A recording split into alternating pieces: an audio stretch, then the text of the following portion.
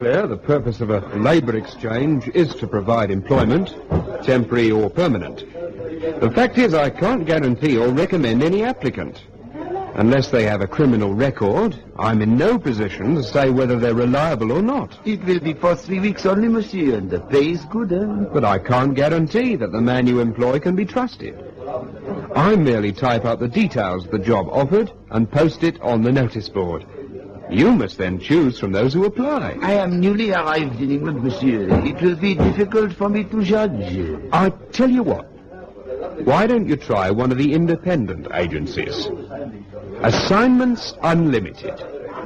Grosvenor 5995. The address, if you wish to call on them, is 33 Half Moon Street. Aubrey Mason at your service. At Assignments Unlimited, we do anything, anywhere, at any time. 33 Half Moon.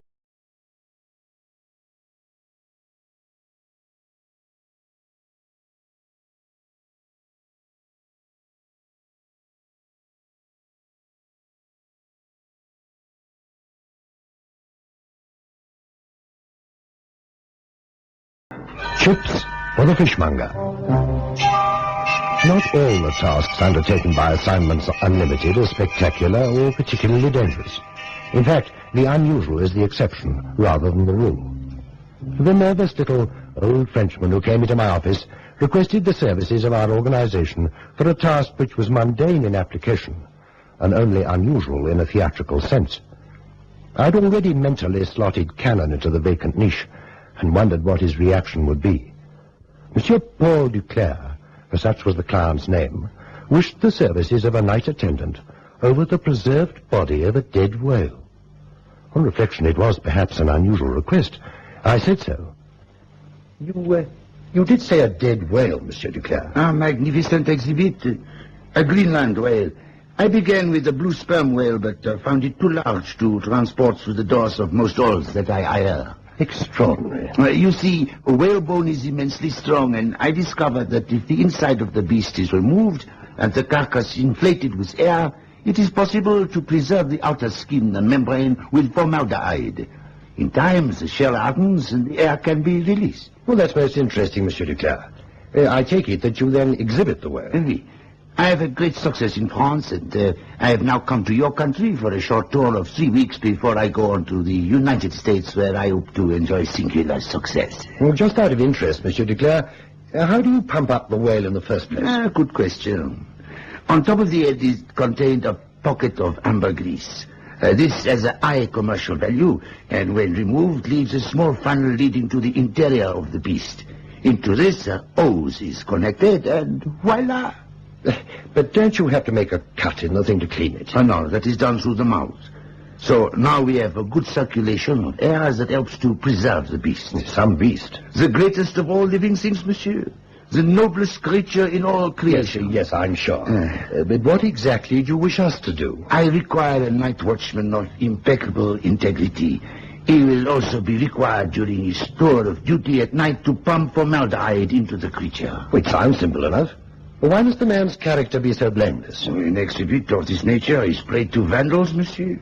Many times in France have I been accosted by those who would cut into the exhibit to satisfy their morbid curiosity that what I have on show is really the genuine article. Well, needless to say, I have just the man for the job. I'm not sure how you'll take it. It's an odd request, but you may rest assured that no vandal will come near your whale. I am delighted, Monsieur Mason. What were you thinking of paying this night watchman? I thought £15 a night. Cannon will be happy to pump formaldehyde all night for that money. I beg your pardon, monsieur? Cannon, one of our men here. He'll be delighted to take on the job. Where and when must he report? Oh, tonight, if it is possible, at the Exeter Hall in Camberwell. He'll be there. Cannon, you say? That's right. I might send him down this afternoon just to give the place the once-over. That would be admirable, Monsieur Mason. Thank you, and good day to you. Good day, Monsieur Duclair.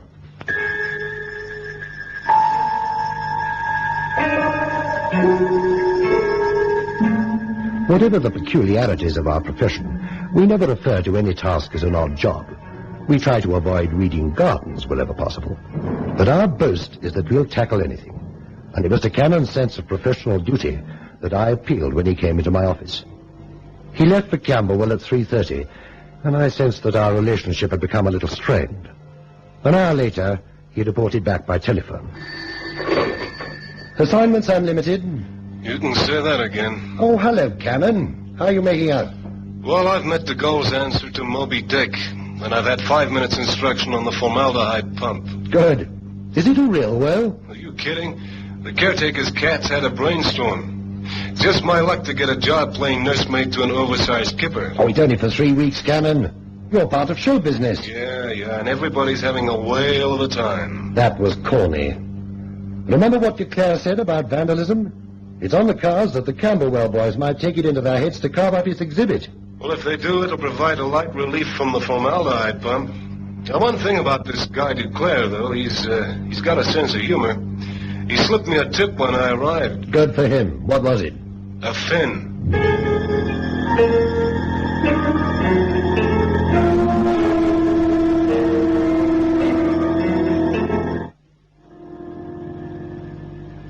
Well, time I was getting home, Mr. Cannon, I locked up everywhere. Yeah, it was quite a night, wasn't it?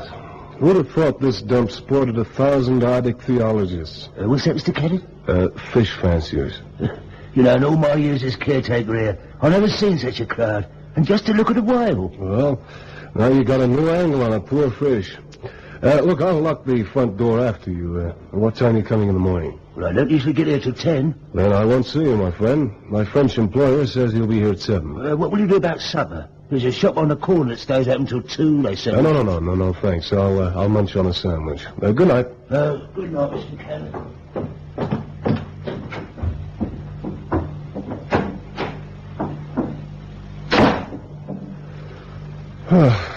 Well, I guess I'll get out the formaldehyde pump, and then I can settle down with a magazine.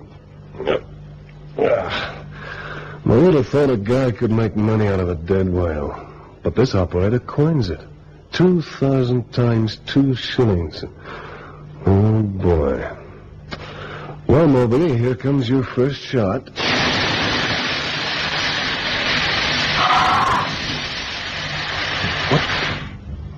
Look. Hey, now I must be going crazy. That was a scream, and it didn't come from a dead whale.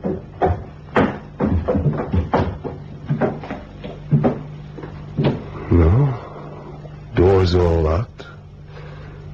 There's nobody in the rafters. Now, I didn't imagine that. I don't believe in ghosts, but there's nobody here. Hey, wait a minute. What did Duclair say about the hollow inside of this whale? So somebody's being smart in Camberwell. Okay. Flashlight. The mouth, he said.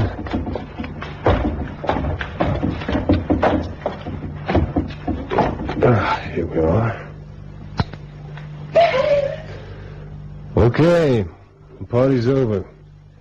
Come on out of there. It is obvious now we've been discovered. Why are you being smart? Come on out, you get.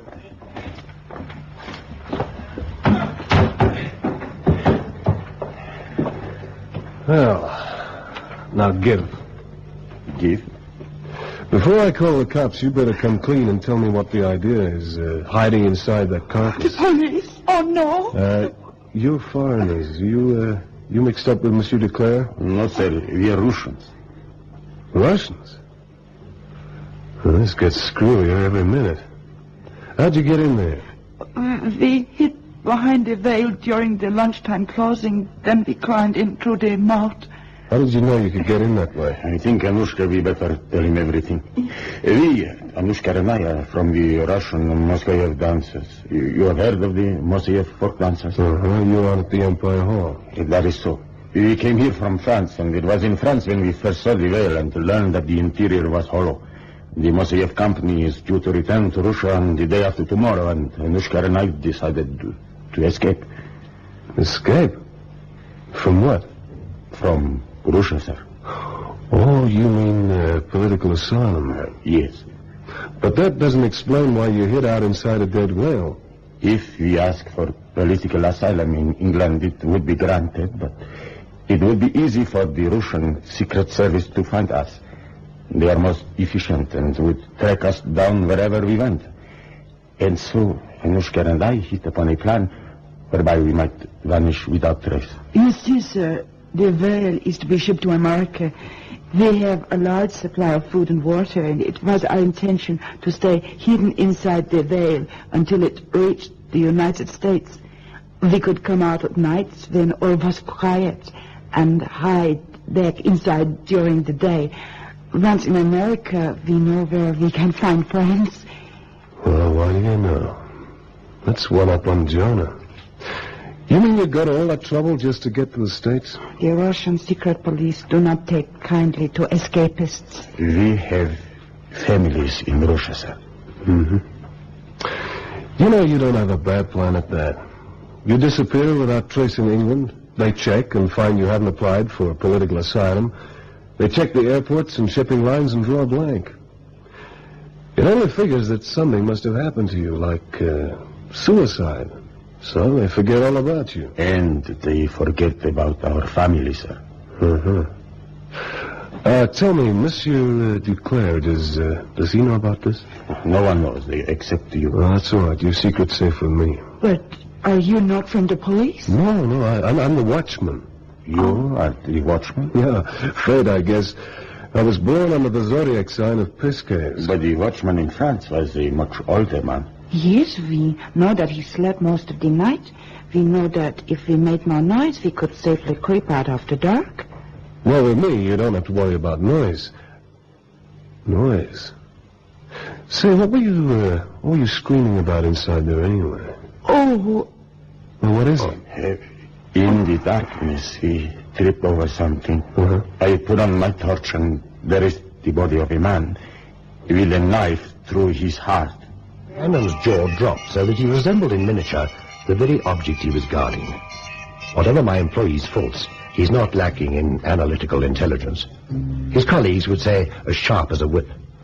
One look at the dejected and terrified faces of the two young folk dancers was enough to convince Cannon that they at least were on the level. His reaction was straightforward and immediate. Anushka, you stay here. Mikhail, you're going back inside that whale. Oh, well, if you insist. I do insist, and what's more, I'm coming with you. Mikhail. It's all right, Anushka. I am not afraid. Come on, let's go.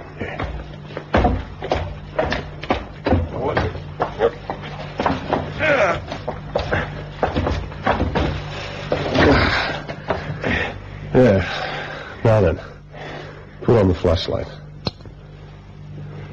Now, where is it? They're right there. As you said, a knife through the heart. Do you know this man? I think I have seen him somewhere. I cannot be sure. We'll have a good look. The formaldehyde must have seeped into him. He's well preserved. How long do you think he's been there? Well, should I know? You only stumbled on him by accident. The way he's preserved, he could have been there months. Okay, let's get out of this mausoleum. It gives me the creeps. Are you just going to leave the body there? Sure. In this country, in cases of murder, the body's left where it's found, untouched, so as not to hamper the work of the police. Oh. Here we go. You first. What? Okay, now me.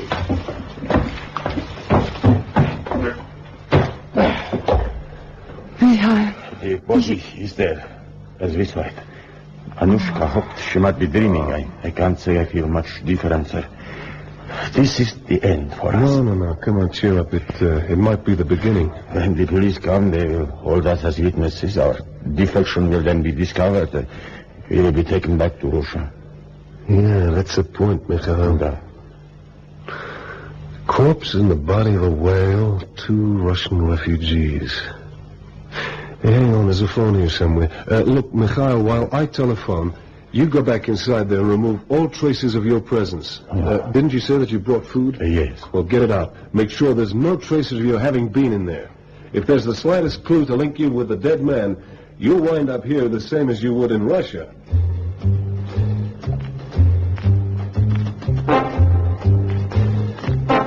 Cannon's call came through to my apartment and woke me from a deep sleep.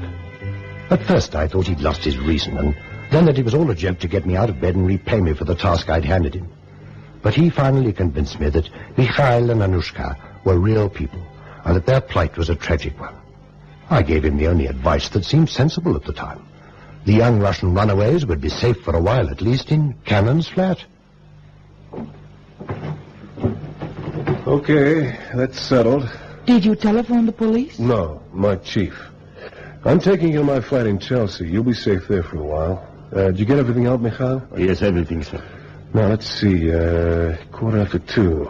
Chances of any vandals coming now are pretty remote. I've got a car at the back of the hall, and I can have you in my place in 20 minutes. I'll drop you and come back, and then I'll ring the police. Pick up your gear and follow me. Come on. Go right in. Oh. Oh, it's strictly a bachelor's apartment, ma'am, but you could give it the feminine touch. I don't know how to say thank you. Well, then don't try. Help yourselves to anything you want. I must get back to the whale. Oh, the whale? Well, don't tell me you forgot. Oh, Anushka, the candle. I left the candle. What are you talking about? You told me to make sure nothing was left inside. I lit the candle so that I could see properly. I left it burning. You left a candle burning inside? But the blubber, the formaldehyde, that fish is more inflammable than an oil refinery. Let me through, will you? Excuse me. Thanks. No further, sir. Huh? The roof's going in any minute. Well, it'll be gutted. The entire building will be gutted. Yeah, it looks like it, sir. Monsieur Cannon, I've looked everywhere for you, I thought you might still be inside. Monsieur Duclair, well, it looks like my first job as a night watchman got off to a bad start. No, do not distress yourself. It was well in short, but how did it happen? Well, that's quite a question. I'm not sure. But where were you when it happened? I was having a smoke. Tell me just what you did, Monsieur Cannon. Well, I pumped in the formaldehyde like you showed me, and then I sat down on the bench to have a smoke. Suddenly, the whale started to smoke too. You know what I mean? Yes, a stroke of luck. Luck? The whale is in short, as I said. I do not regret losing it. But it's burned down the entire hall. The place is a raging inferno. There'll be nothing left. No, nothing left. Absolutely nothing. And, that's about everything, Chief. Now, what makes you so suspicious of Monsieur Duclair? I don't know. It's maybe the way he looked at that fire. He was enjoying it. Seemed like he was hoping the thing would be destroyed. Oh, it might just have been the excitement. The entire building was razed to the ground. There's nothing but a heap of ashes. Well, don't you see? That body inside the whale was reduced to a heap of ashes, too. Whoever that guy was, he wound up in his own crematorium. Yes, I checked on the Russian dancers. They're officially listed as missing. Mark you, that doesn't mean they weren't responsible for the killing. We've no idea who that man might have been, and now it seems we'll never know. Just supposing he was an official of the Russian secret police. Yeah, sure. Well, I'm going to cry about that. Oh, that's not the point. This is England. Well, then no one has the right to take another man's life. Okay, Chief, thanks for the moral lecture. I'm serious. If those two youngsters did kill a man from the Russian police, then they must be handed over to the authorities. Well, you're right, of course, as always. But how are we going to prove who he was? How can we even prove that there was a man in there in the first place? There's nothing left, not a single solitary thing. Yes? Monsieur Duclair to see you, sir. Send him in, please. No. What do you suppose he wants? Well, he won't have come to congratulate us on our efficiency as night watchman. Bonjour, Monsieur Maison. Monsieur Cannon? Monsieur Duclair? Most regrettable about the exhibit, Yes. Won't you take a chair? Thank you. I explained to Monsieur Cannon that financially there is nothing to worry about. The exhibit was well insured, and I shall suffer no financial loss. I'm glad to hear that. But I shall require your assistance. You're going to pump up another whale? Oh, no. It concerns the insurance. At the time of the accident, I was in bed in my hotel. In fact, the hall porter woke me and told me of the disaster. Monsieur Cannon was in charge of the exhibit at the time, and I would like a statement from him accepting full responsibility. Now, just a minute. You may be insured, but we're not. If you read your contract, you'll find the indemnity clause in case of accident. Oh, it is not that, monsieur. I require a letter only to show that the exhibit was destroyed by accident. To please the insurance company, you understand, huh? Yes, I do. Of course, I would pay for the service. When do you want the letter, Monsieur Duclair? I would like to get it off to France as soon as possible. It will save me the journey over there. If the insurance company is satisfied, they will pay out to their London office. I'll get onto it right away, monsieur. This afternoon? Perfect. Thank you. Well, good day, gentlemen. Goodbye, Mr. Bye, Monsieur Duclair.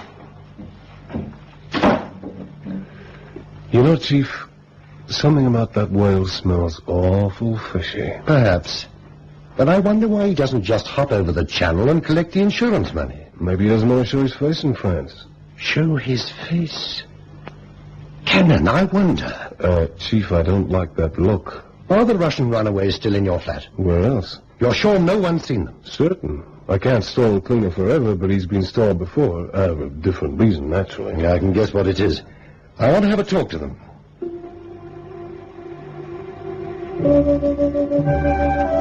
They were as Cannon described them, just two nice kids. However desperate their plight, I just couldn't imagine them plunging a knife into a man's heart. And the setting for the murder was too macabre for them to contemplate. I asked them about the exhibit they'd seen in France. How did you find out about the entrance into the whale? By watching the caretaker. He was an old man and rather surly. The whale was on show in the Place de la Poste, and we hid behind one of the pillars. We saw him climb in through the mouth. When we heard that the whale was to come to London and then to go to America, we hit upon our plan. Did you meet Monsieur Duclair? He's the owner. I don't think so. It was the caretaker we watched. You said to Cannon that you might have seen the dead man somewhere before. I think so, but I cannot be certain. Well, there's no chance now for a second look. If you saw the caretaker again, would you recognize him? Oh, yes. Anushka, too. I would know him anywhere. I'll just use your phone, Cannon. What hotel is Duclair in? Regent Palace.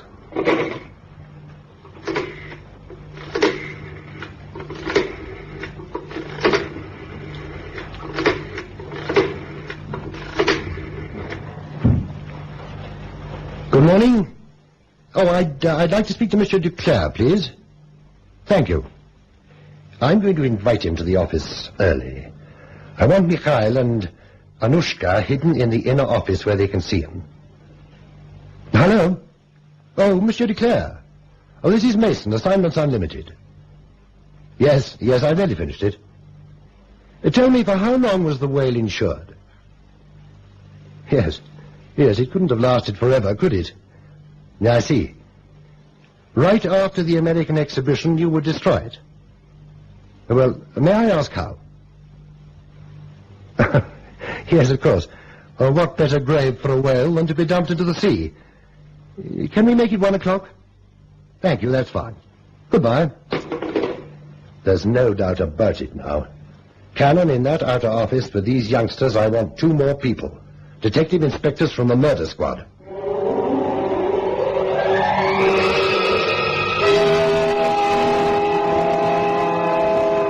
The stage was set for Monsieur Duclair's arrival.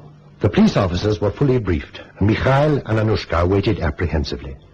When Duclair arrived, they recognized him immediately, not as Duclair, but as the old caretaker. Publicity photographs of the real Duclair were immediately seen to be those of the dead man and the whale. Cannon, for once, was impressed. Well, not bad, Chief, not bad at all. But, what made him do it? Jealousy, probably. Like you, he didn't fancy having a whale as a bed companion, while his employer lived off the fat of the land. The fat of the whale. Oh, all right.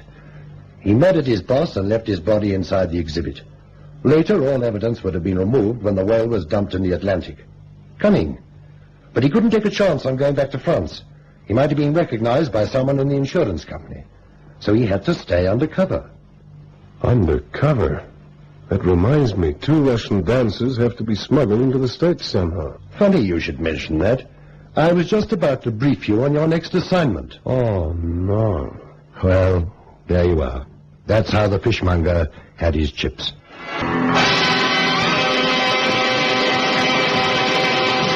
That's right, but I work in good old London town. My last assignment took me to the States. Really? May I ask what sort of work you do, Mr. Cannon? Well, that's the $64 question. The company's name is Assignments Unlimited, and my boss lives up to it like a battle honor. Come up and see me sometime at 33 Half Moon Street. Aubrey Mason at your service. At Assignments Unlimited, we do anything, anywhere, at any time. 33 Half Moon Street. I have a file in front of me. On the front cover is boldly typed, "A kitten for Mr. Katz." To say that Mr. Benjamin Katz paid us a visit at 33 Half Moon Street would not be strictly accurate. He descended on our peace and quiet in this backwater like a clap of thunder. Mr. Katz was a man of few words, but he had a lot to say. It's part of the routine at Assignments Unlimited that I lend a patient and attentive ear. I'm in the theatrical profession, Mr. Mason, casting mainly. Got quite a few things on the go at the moment. Theater's having a boom, vaudeville's on the way back, television, radio, motion pictures, films, you know. Yeah, I know. Yeah, well, it keeps me on the go all the time. Never have a chance to sit still for a moment. I'm here today, and tomorrow I'll be in the Midlands. After that, over to Italy to shoot a scene of a girl on the beach bouncing a ball. That's for a TV commercial. Why they have to go all the way to Italy just to get a girl bouncing a ball on a beach beats me. It must be very trying. Oh, but I'll never let it get me down. Get in there and fight, I say. If you don't get the job done, your competitors will get there ahead of you. Romantic game show business. That's what you think. Cutthroat, Mr. Mason. That's the word to really describe it. A knife in the back. What is it exactly that you wish us to do? Oh, what's that? Oh, yeah, well, a little job. They told me you handle anything. Is that right? That's right. Well, great. Here's my card. Huh? Send the account there, and it'll be settled right away. Well, I must get going. You've got to be in the Midlands first thing tomorrow. Mr. Katz, Uh-huh. Is it film stunting or something like that? Film stuff. Oh, the job, yeah. Well, I didn't say, did I? No. Well, I got a little female kitten arriving on the boat train lunchtime tomorrow. She's got someone on the train looking after her, and he'll hand the kitten over to your man in the platform buffet if he's there at lunchtime. Now, just look after her until I get back from the Midlands day after tomorrow. Well, now, I really must run. Been a pleasure meeting you, Mr. Mason. Do you ever go to the theater? Often. Well, I'll send you tickets for my next review. Goodbye. Good afternoon, Mr. Katz.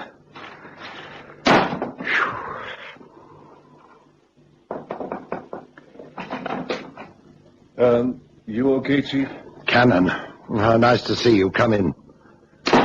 You having trouble with that guy? No, just a client. He's a little exuberant. Well, he must have spent his prenatal days on a machine gun fire. How was the trip to Washington? Oh, went off without a hitch. Do I get a furlough? Surely 5 days on the Queen Elizabeth was enough? Yeah, that's what I thought you'd say, so I'm reporting for duty. As it happens, I have a small thing here for tomorrow. The, Mr. Katz, the man who just left? How did you know his name? I looked in the appointments book.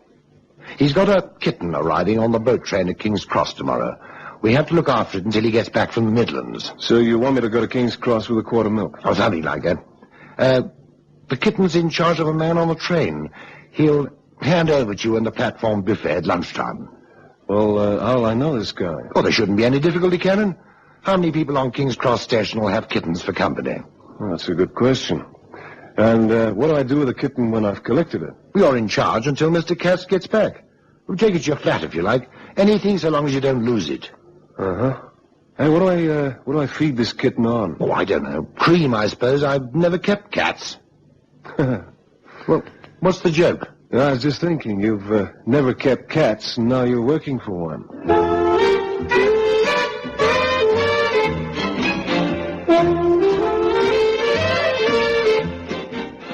Late the following morning, Cannon, after a short consultation with a pet shop in Charing Cross, left for his assignation with the kitten. At lunchtime, he was sipping an old and mild in the platform buffet when the boat train pulled into the station. He carefully scanned the passengers for some sign of a man and a kitten.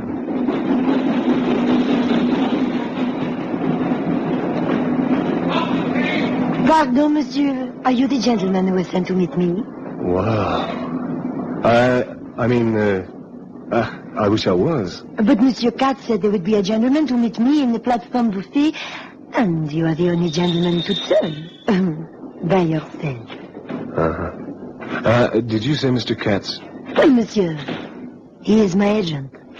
But, Mr. Katz said I was to meet a kitten. That is what they call me in France, monsieur. My name is Marie Lavour. Oh, Marie Lavour, so you're the kitten I had to meet, huh?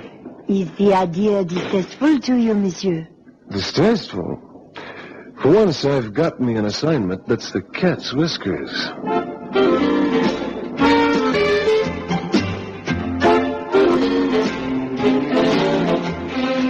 Yes, Cannon's job was to act as chaperone to a sex kitten. I just hadn't understood the theatrical puns of my flamboyant client. A lesser man might have been a little nonplussed by this turn of events, but Cannon was not in the least bit disturbed. You see, Marie, the chief got the whole thing wrong. He sent me on the trail of a feline. Well, come think of it, he wasn't all that far out after all. Well, I'm in your hands, monsieur. Where shall we go? Well, that's a question, Marie, that causes a conflict in my mind. Should I follow the line of duty or countermand my chief's orders and change them to suit the situation?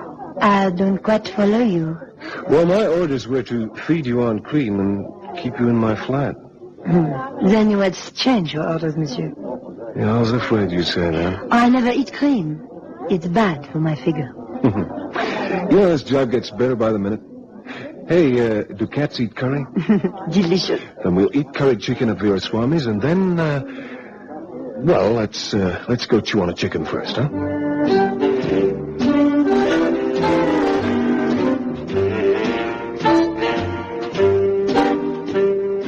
Over the curry, Cannon warmed to his task.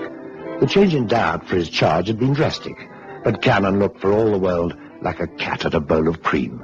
This didn't prevent him putting some pertinent questions to the lovely Miss Lavour. Oh, by the way, Marie, what happened to your luggage? I have just an overnight bag. This one. Do you usually travel so light? Monsieur Katz telephoned just 1 hour before the ferry left. He said I was to drop everything and come. That's not uncommon in show business, you know. He said he would provide everything for me at this end. Well, I guess he'll do that when he gets back tomorrow. Where does he live, this guy Katz? His home, you mean? Oh, I have no idea. I wish I did. Then I would go there. Well, if he wanted you to do that, he would have said so. Well, maybe Mrs. Katz is in residence, and if she got a look at you, she might get Papa to change his vocation. Oh, but it will still be a difficult 24 hours for me. Now, how come? I'm hoping for my big break in England. Mr. Katz says there is a good chance that I will get a part in a new film there to shoot at Elstree. You know this place? Sure, half an hour from here in Boreham Wood, but why is it so difficult? In the cinema world, one must be seen only in the best places with the right people. Oh, you should have said I'd have taken you to tea at Buckingham Palace. Oh, please do not misunderstand me. It's just because I haven't my luggage with me. I haven't even a change of clothes. If I book into a small out-of-the-way hotel and someone sees me, then it will start bad gossip for me. A cinema star must live only in the best places. Yet alas, I cannot book into a good hotel because they will ask why I have no luggage. And the film star is never far from her pantechnicon. Yeah, I always wondered why film stars were a bit screwy. Well, I'm learning. But you know, you don't have to worry, Marie. You can stay the night in my flat. How's that? You're very kind, Monsieur Cannon, but that would not be proper, would it? Well, it would if I bedded down the flop house around the corner. You would really give up your flat for one night for me? Mademoiselle, I'm a regular Galahad, but there's a condition. Oh? After you've met up with Katz and gotten organized on this movie, I take you out to dinner. And we'll do it on your conditions. The right people, that's me, and the right place. Beer and sausages and dirty dicks. I shall look forward to our date with anticipation and pleasure, monsieur. And I'll twist old Katz's arm to make sure you become a movie star right soon. Do you think I'll be successful? Baby, you'll be the cat's meow. Waiter, clear away the litter, huh?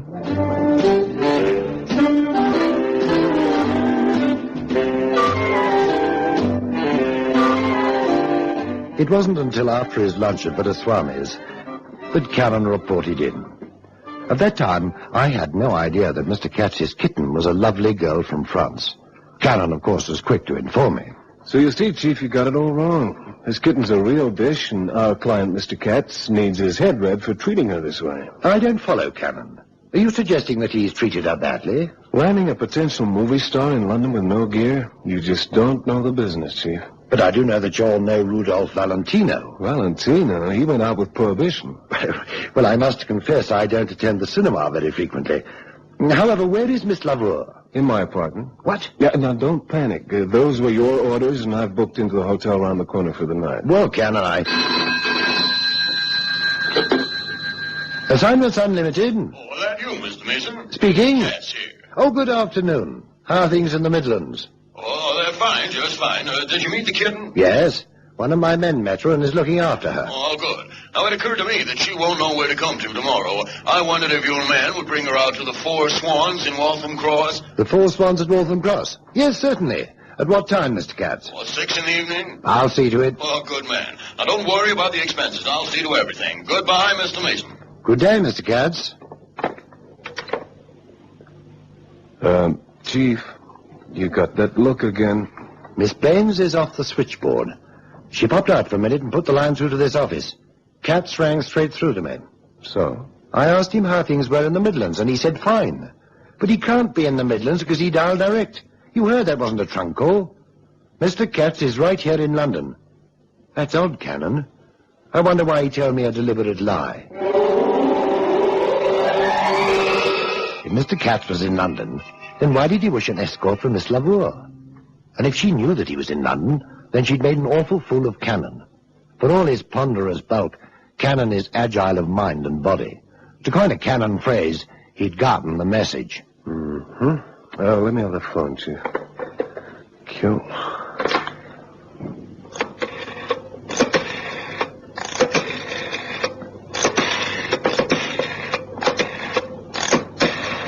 Who are you ringing?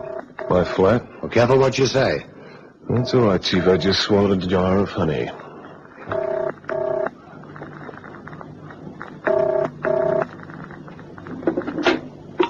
Hello? Hello. Who is speaking, please? It's me, Cannon.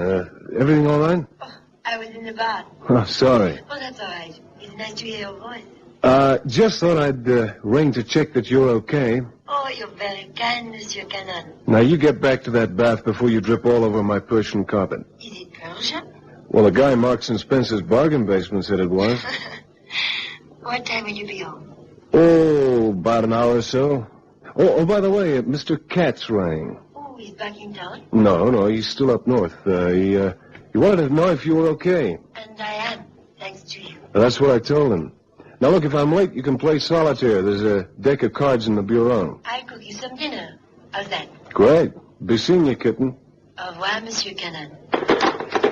Well? Well. I don't know. She's an actress.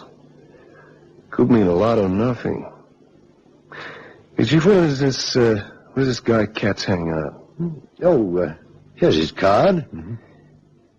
See anything odd about it? No phone number, just the address. And for a theatrical agent, that's decidedly odd. I didn't bother to look at it closely before. I simply shoved it in the drawer of the desk. 17A Warder Street.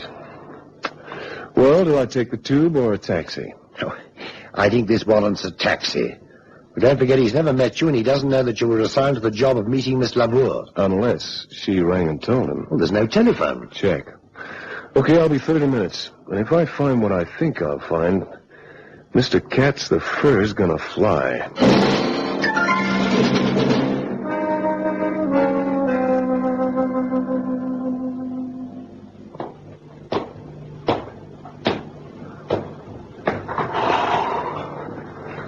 Oh, 4 flights. Martin Webster Publishing Company, Ann's Theatrical Hire, Chamois Window Cleaning Company, the Coal Black Bridge Club. No Mr. Katz. Well, I guess here's as good as any. Ah, Major Farnham, we were expecting you. No, just a minute. You got me wrong. My name's Cannon. I just want a little information. Are you from the police? No, I'm looking for an old friend of mine, name of Katz. I was told he ran a theatrical agency in this building. Katz? Katz? You're American, aren't you? Yeah. Katz? Yes, Katz. No, there's no one here by that name. You know everybody here? Quite so. Well, there's Ann's Theatrical Hire, of course. It's run by a girl called Sally Manger. Not Anne at all. Sally Manger's always eating, so they call her Salamanger. It's terribly amusing, don't you think? Huh. And no Katz? No Katz. Okay. Good afternoon.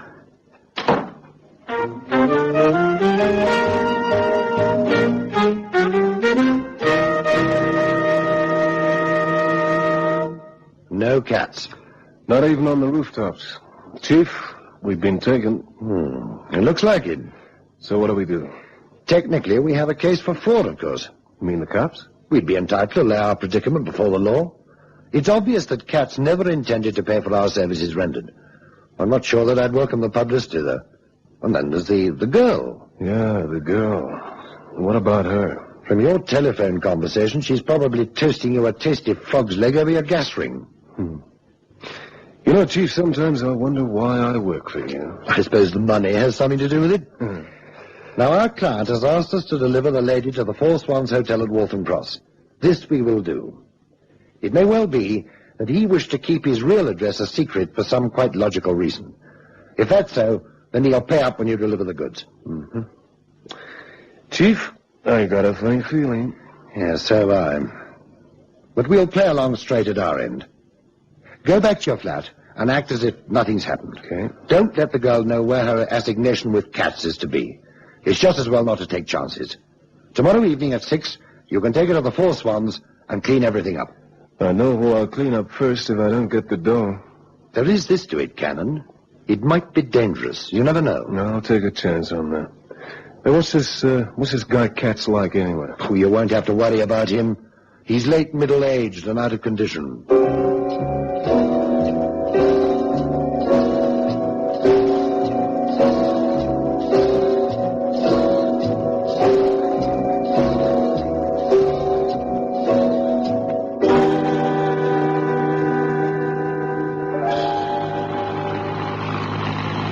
Won't you tell me where we're going? Did I say I wouldn't tell you? All day when I ask you, you've been evasive. Well, the fact is, Mr. Katz said to take you to the Four Swans Hotel in Waltham Cross. I couldn't ring him back to check because he was out of town. Now, you see, the Four Swans is really in Eleanor Cross. The two places are a stone's throw away, but, well, I thought I'd make sure first. Is this the way to the cinema studio? No, it's the way to the north, the Great North Road. It leads to the Midlands. You know, where Mr. Katz has been all this time? Mm-hmm. Well, this is it. I'll just turn the corner and park.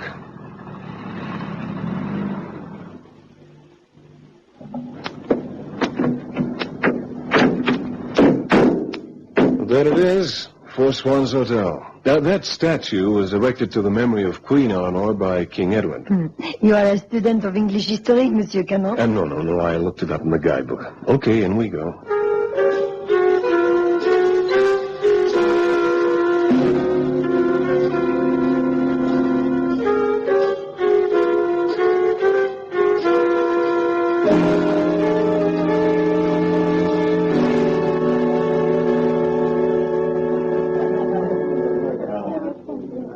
Well, see anybody you know? Maria, I'm so glad to see you. My most humble apologies for not being at the station to meet you. I was well looked after, Monsieur Katz, by this gentleman. Oh, you must be from Assignments Unlimited. That's right. Cannon's the name. You're Mr. Katz. Oh, yes, I am. You've done me a great service. It's a pleasure. We do anything for money. Oh, yes, your fee. Now, are you empowered to accept it? That's right. Well, excellent. Now, if you'll just settle down here, order yourself a drink while I show Miss LaVour to her room, I'll come right down and fix up about your fee, all right? Okay. Well, this way then, Marie. Thank you for everything, Monsieur Cannon. And I shall not forget our date.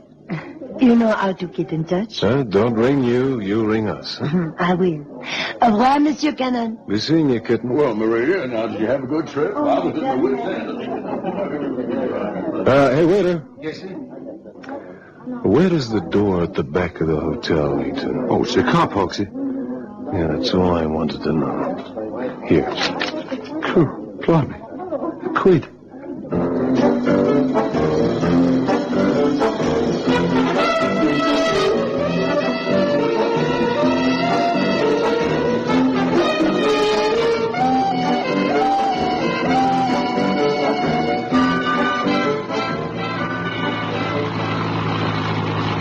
Why didn't you come alone?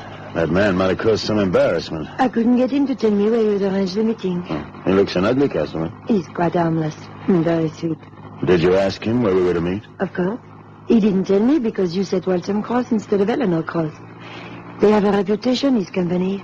He did not want to make a mistake. Well, he's made one now, the poor boob. I wonder how long he'll sit in that lounge waiting for me to come back.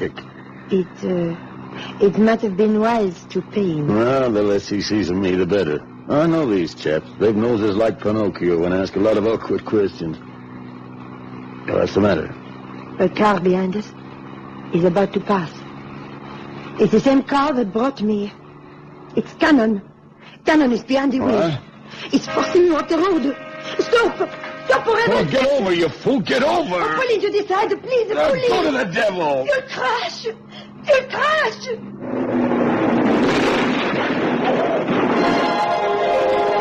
Okay, you two babies get out. Well, I hurt my arm. Pity you didn't break your neck. You too, Miss Lavour, or whatever your name is. I'm in a pretty nasty mood. You tried to kill us. He could have stopped. Okay, hand over that traveling bag. No. Miss Lavour, I'm not in the habit of pushing women around, but if you don't give it to me, I'm going to take it. No, it's all a mistake. I'll pay you. I'd forgotten the hotel. There was so much on my mind, but, well, you can always come to the office to collect your money. I already tried that. And if you've got what I think you've got, your next office will be a cell in Dartmoor.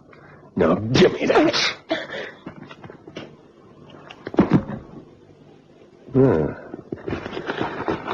A metal cylinder.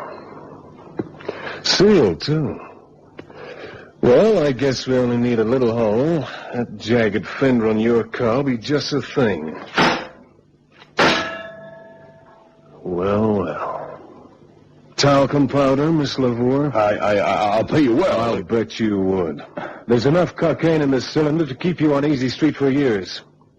You know, you got the wrong name, Buster. They should have called you Rat.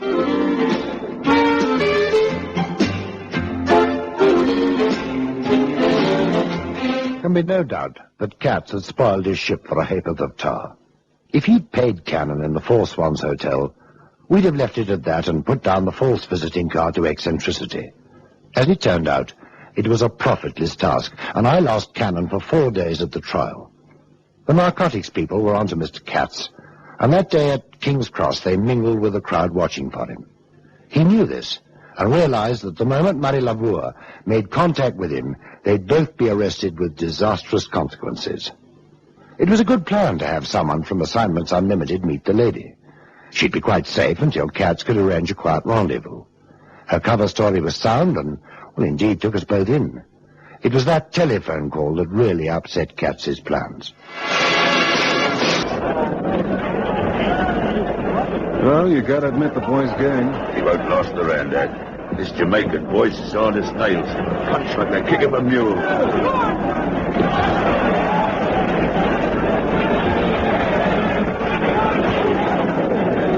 There, what I tell you.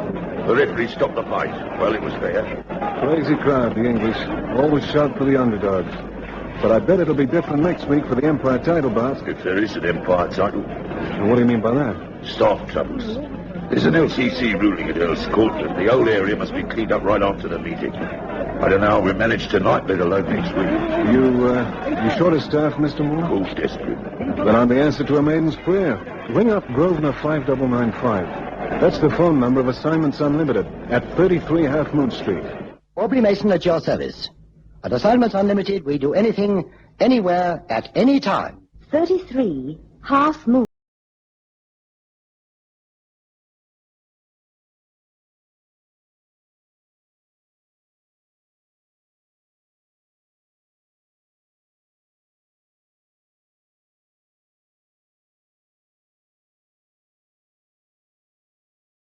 Aaron is really a quiet sort of chap with a plebeian taste for football, boxing, and Wild West pictures.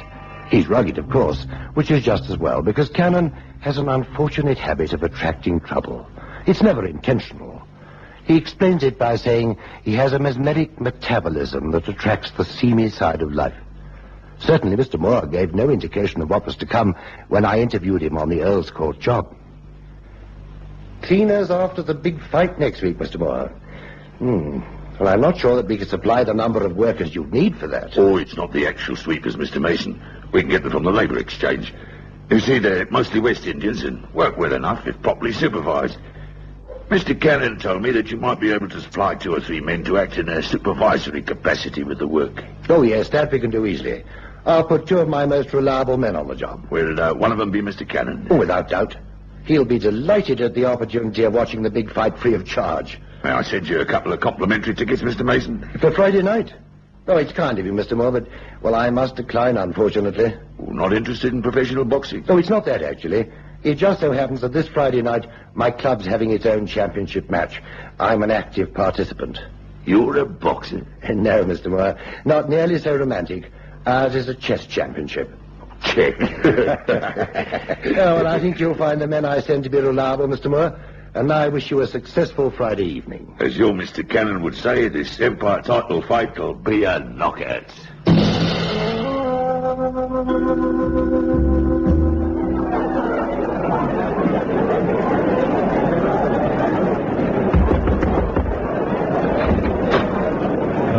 Hi.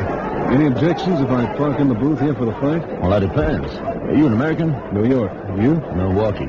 Well, regulations state only members of the staff are allowed in here. Well, then I guess it's okay. Cannon's the name, boss of the cleaning team. Come right on in, Cannon. I'm Leslie Benn, National Broadcasting Corporation. Well, what do you know? You making the fight commentary? That's right. The New York Board of Control recognizes this Empire fight as a world eliminator, hence the broadcast to the States. Now, if you sit quietly in the corner, nobody's going to say a word. But I said quietly and no bad words. Oh, my old mammy sent me to Sunday school every week. Stand by, Mr. Benn. You're hooked up in 10 seconds from now. Here we go. Give me full sound in number 4 booth. Good afternoon to all listeners on the NBC hookup. This is Leslie Benn reporting from the Earl's Court Stadium in London, England, where the time is 9:30 p.m. And the contenders for the British Empire Cruiserweight title are limbering up in their respective corners, awaiting the gong for the first round that'll set them in combat and decide who will have a tilt at the World Cruiserweight crown in Toledo in December. Both fighters are in good shape for the contest, and there's not a pound difference in weight between them. The champion, Ned Riley, with his scarlet shorts emblazoned with the green shamrock of Ireland, and the challenger, Sammy Bart, bedecked in a more somber black. The colors are symbolic. It'll be a red letter day for the winner and a black Friday for the loser. I expect a good fight since both boys have everything to gain by a win here in London, England. Some of you keen followers of the fight game will remember 3 years back when Nigel Bart, twin brother of Sammy, who's in the ring now, fought in the States. A larceny charge ended Nigel's career, but his twin brother has stepped right into his shoes to challenge the champion tonight. And there goes the bell for the first round. They meet in the center of the ring, both fighters summing each other up. Riley has a 3-day crop of whiskers on his chin and a snarl on his face. Bart's cool, imperturbable, and large, rosy tin ear, the hallmark of his profession on an otherwise unmarked face. Riley leads with the left. Bart brushes it aside, sidesteps neatly.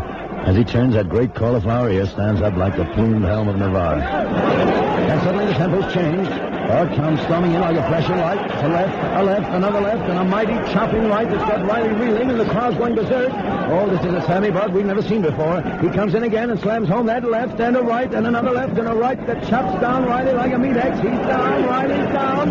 Rest on him. 3, 4...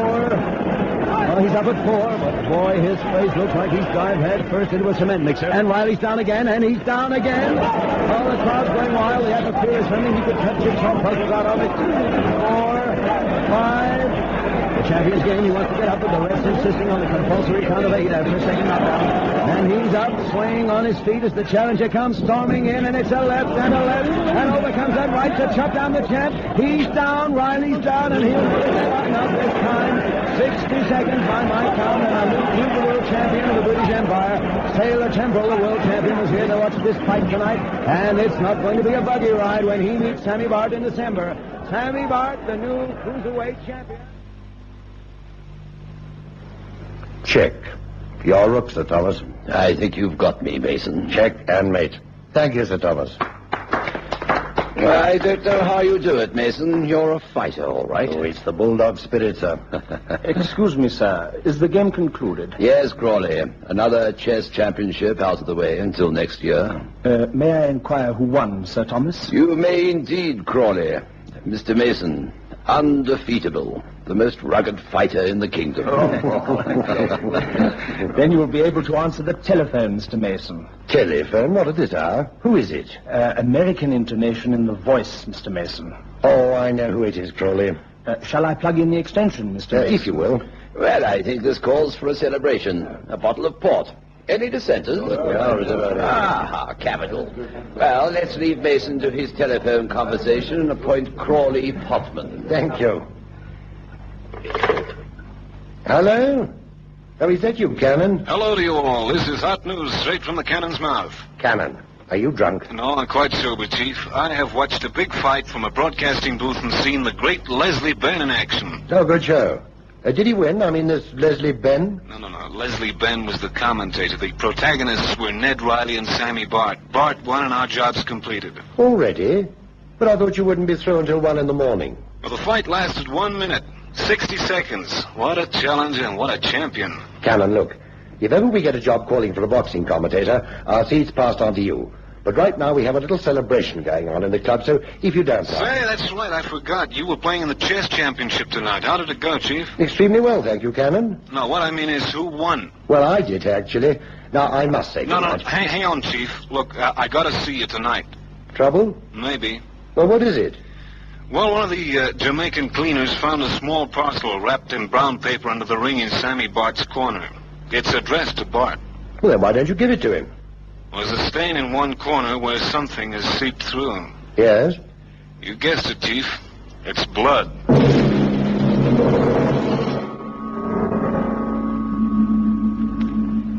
All right, Cannon, dump it on the table.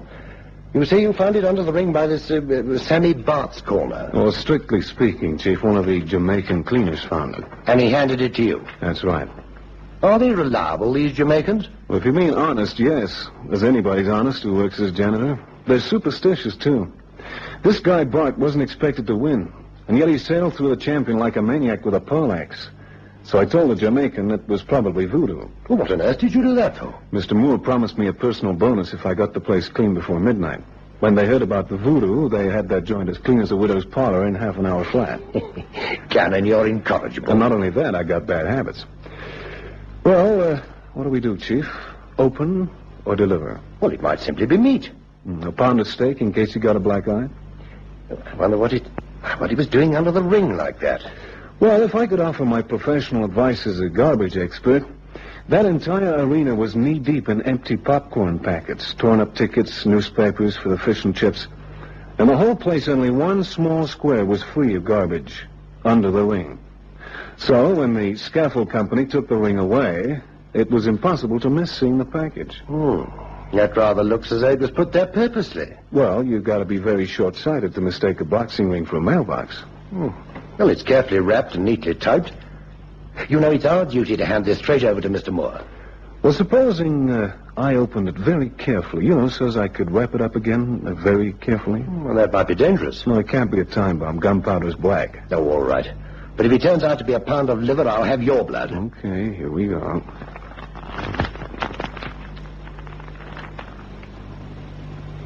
Wow. Maybe it was voodoo after all. Cannon, that's an ear, a human ear. Cannon just sat and stared at it, his hand gently stroking his own generous lobe. And then it occurred to me that this was a very large ear, severed sharply but crudely from its owner's head. What could it mean? I glanced inquiringly at Cannon. Well, that's new. Maybe a day old. Yes, I was thinking the same thing. Well, who can he belong to? Well, search me. Maybe we got a modern Van Gogh running loose in London. Van Gogh was an artist. Anyway, he cut off his ear to send to his lady love. Well, it could be in reverse. A lot of these dames go dizzy over prize fighters. A girl's ear? Look at the size of it. Well, somebody's ears were burning last night for sure. Another facetious remark like that from you, and I'll put a flea on your ear. Okay, Chief, okay. Now, look, my mind's made up. In the morning, I'm going to ring Mr. Moore and tell him exactly what's happened. Then it's up to him to take any action he thinks necessary. Okay, that's the end of the cleaning contract. What do you mean? Well, Mr. Moore is so pleased with the job we did tonight, he's coming round here in the morning to offer us a regular contract at his big fight promotionist. So? And one of the rules is that all lost property is deposited with the man in the box office. That's why he wants supervisors. Once he knows that we removed this parcel from the arena and open it, you get what I mean, Chief? I don't like it, Cannon. The police should be informed. Well, there's no law against cutting off your ear. I mean, legally it's like cutting toenails. So some nut cuts off his ear and sent it to the challenger, Sammy Bart. It's a man's ear, and a big one at that. How do we know why he did it? No, all right, but, well, what do we do with it? I say we're morally obliged to take it round to the police station, even if we do lose the cleaner's contract. No sense in cutting off your nose to spite your face. Cannon. Sorry, Chief. Now, look, let me wrap it up again and take it round to Sammy Bart first thing. Oh, all right, you win. But I don't like it. I don't like it at all, Cannon. What on earth will Mr. Bart say when he opens it? Sammy Bart is the Empire champion, and he comes from London, so he'll probably say... Yes? What's this here?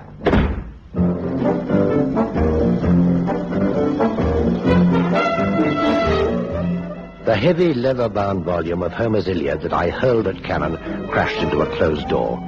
In a way, I was glad that he brought the grisly parcel back to the office. I know very little about prize fighters, but I reasoned that Mr. Bart, having won his contest, would be feeling a little like myself.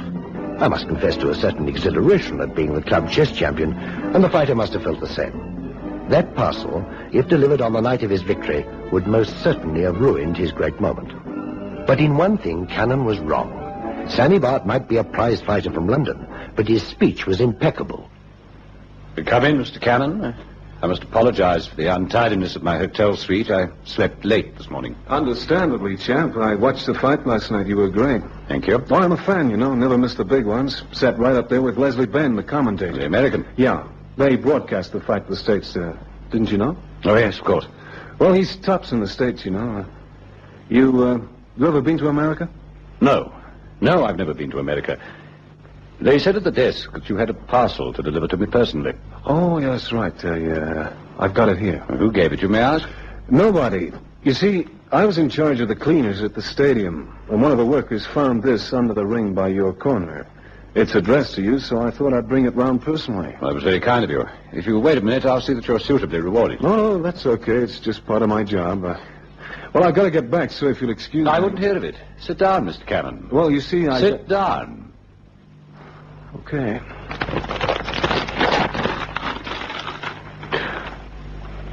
Sammy. Nothing wrong, I hope, Mr. Bart. Weber? Yes, Governor. Lock the door. Yes, Governor. Look, I got it. Sit down, Mr. Cannon. How did you get this parcel? Well, it's like I told you. For the last time, where did you get this parcel? Hey, now, look, if you're trying to get tough... Yes, Mr. Cannon. Yeah, I should get tangled up with the future world champion. Okay, I'll come clean. Better. A drink? Yeah, scotch on the rocks. Weber? Yes, Governor. All right, Mr. Cannon. You were about to come clean. Well, you see, I work for an organization called Assignments Unlimited. You can check the numbers in the directory, Grosvenor 5995. I found the parcel just like I said, but I noticed there was blood that had seeped out. Scotch on the rocks. Oh, thanks. So I took it back to the office and opened it up to have a look. Well, the boss and me, well, we decided the best thing to do was to deliver it here this morning. What else could you have done with it? Well, the chief wanted me to deliver it to the police. Have you any idea where this might have come from? Well, I figured it was some kind of nuts. All right, Weber. Now, Mr. Cannon, having delivered your strange parcel, what do you expect me to do with it? Take it to the cops, I guess. Yes, that would be the logical thing. Or throw it away. Forget the whole incident. Yeah, that's what I'd do. No sense in keeping it. Forget all about it. That'd be hard for you, Mr. Cannon. I imagine your experience would make a good talking point in the pub. That I found an ear in a box and delivered it to the future world champion? You want to have me thrown out of every bar in town? It is an unlikely story, isn't it? Crazy. Very well, Mr. Cannon. You've proved to me that you're not some idiotic practical joker, so you may go. Weber? Well, thanks, Mr. Bart. It's nice to have met you. Oh, and here's a $5 for your trouble. Well, that's very generous. I make a good friend, Mr. Cannon. Good morning. Cannon arrived back at the office at 10:30 and outlined his experience with the champion. I was surprised that so able a pugilist should be a man of such culture, and wondered if the glorious days of Gentleman Jim Corbett were to be resuscitated. Cannon, idly twisting the morning newspaper in his hands, had no such lofty thoughts. He didn't talk like a prize fighter. Apart from that cauliflower ear, he doesn't even look like a prize fighter. Are you sure it was the Empire champion you saw this morning? Oh, no doubt about that, Chief. I watched that fight from the commentator's booth through the telescope window. And that's better than ringside. I'd know Sammy Bart anywhere. Well, then I vote we forget the whole incident. That's what Sammy Bart wants us to do. I gave him the ear, and he gave me a $5. Well, what's wrong with that? Well, I got the impression that he was trying to buy me off. I don't like that. If I'm right, Sammy Bart is pushing me around. And I don't let anybody push me around, not even the cruiserweight champion. And what's more, if he was slipping me a $5 to keep my mouth shut, then he must know where that ear came from. Check? And mate. So that makes a skeleton in Sammy Bart's cupboard. A one-eared skeleton that's rattling a money box under his nose. And the champ is headed for the big time. Take a look at the morning newspaper. Read the headlines. Sammy Bart to be crowned king in December. King? Now, that's what they call the world champion, the king. How quaint. And he'll receive a lot of money for this. Well, with closed-circuit television rights, about $3 million. Sure. Well, I think I'll get a trainer in for you, Cannon. Yes? Mr. Who? Ben? I asked him over, Chief. Oh, all right. Send him in, will you? Isn't that the commentator fellow you were telling me about? That's the boy. I heard him make a few remarks about the champ and the challenger last night. I just wanted to hear more. Oh, do come in, Mr. Ben. Thank you. Hello there, Kenner. Enjoyed the fight last night? Great. Mr. Ben, this is Mr. Mason, my chief. How do you do? I never better. Well, I got your message. What can I do for you? Well, we got a small problem, Mr. Ben. It's about Sammy Bart, the new champ. Uh-huh. Tell me, where did he get that great cauliflower ear? Lucky you. I looked it up in the ring manual. I thought I might slip it into the broadcast as a tidbit if the fight got dull. Not that I had much chance. He got it in a fight in Millwall. Not in the ring, either. A bunch of hoodlums worked him over with an iron bar. Why do you ask? You said he had a twin brother. That's right. Nigel Bart. Great fighter, too. Maybe even better than Sammy. Well, what happened? Say, Nigel Bart? Mm-hmm. Oh, he was campaigning in the States. He got hauled in on a larceny charge and was convicted. Now, if that happens to a fighter, he loses his license, so that was the end of Nigel Bart. Tell me, has Sammy ever been to the States? To fight? No. No, but I heard tell he was in America around the time his brother Nigel was sent up the river. Mm-hmm. And this Nigel, has he got a cauliflower ear? Not a mark on him. That's unusual for a prize fighter. Look, what's all this about? Look, I want to have a talk with Sammy Bart, and I want you to come with me. Oh, you're kidding. Haven't you seen the special edition? No. Sammy Bart committed suicide this morning. Jumped from the roof of a block of flats.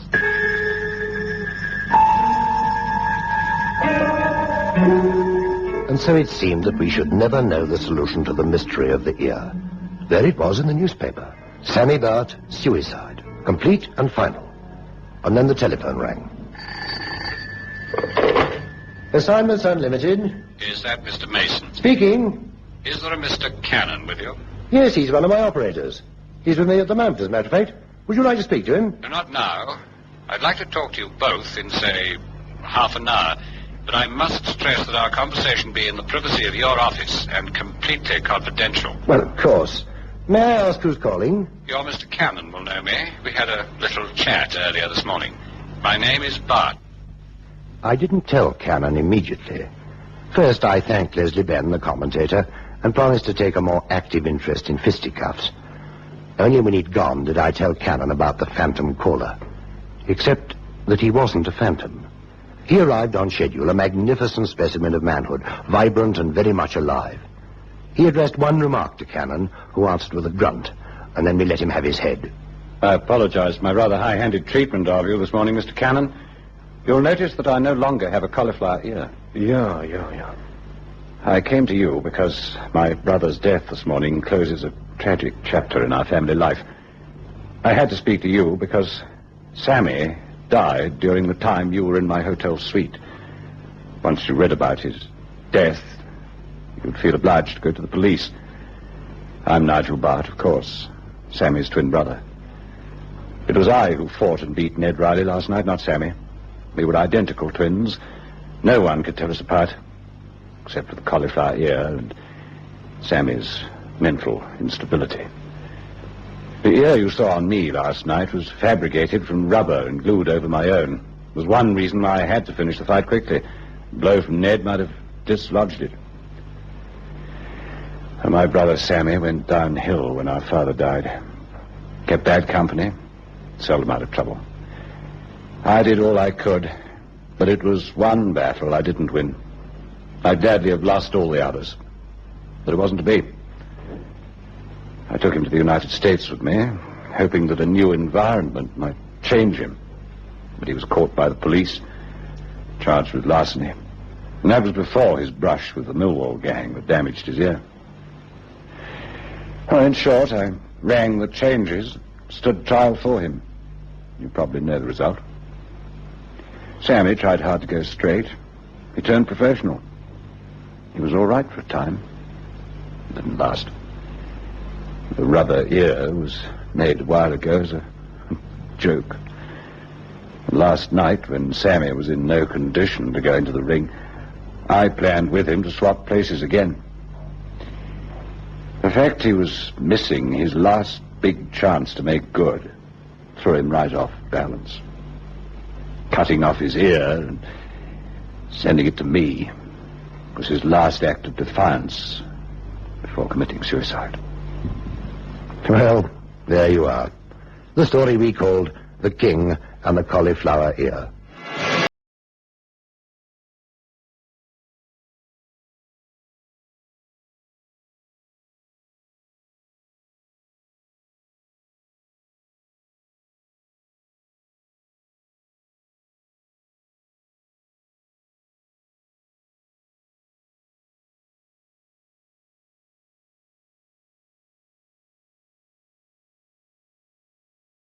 Assignments Unlimited. The number? Yes, 5995. Mr. Who? Lazenby. Yes, Mr. Lazenby. I'd be too pleased to see you. You're just next door, you say? Yes, I look forward to seeing you. It's a matter of what? Coal. You need it. Well, if I may say so, we do as well. Anyway, be seeing you. Aubrey Mason at your service. At Assignments Unlimited, we do anything, anywhere, at any time. 33 Half Moon Street.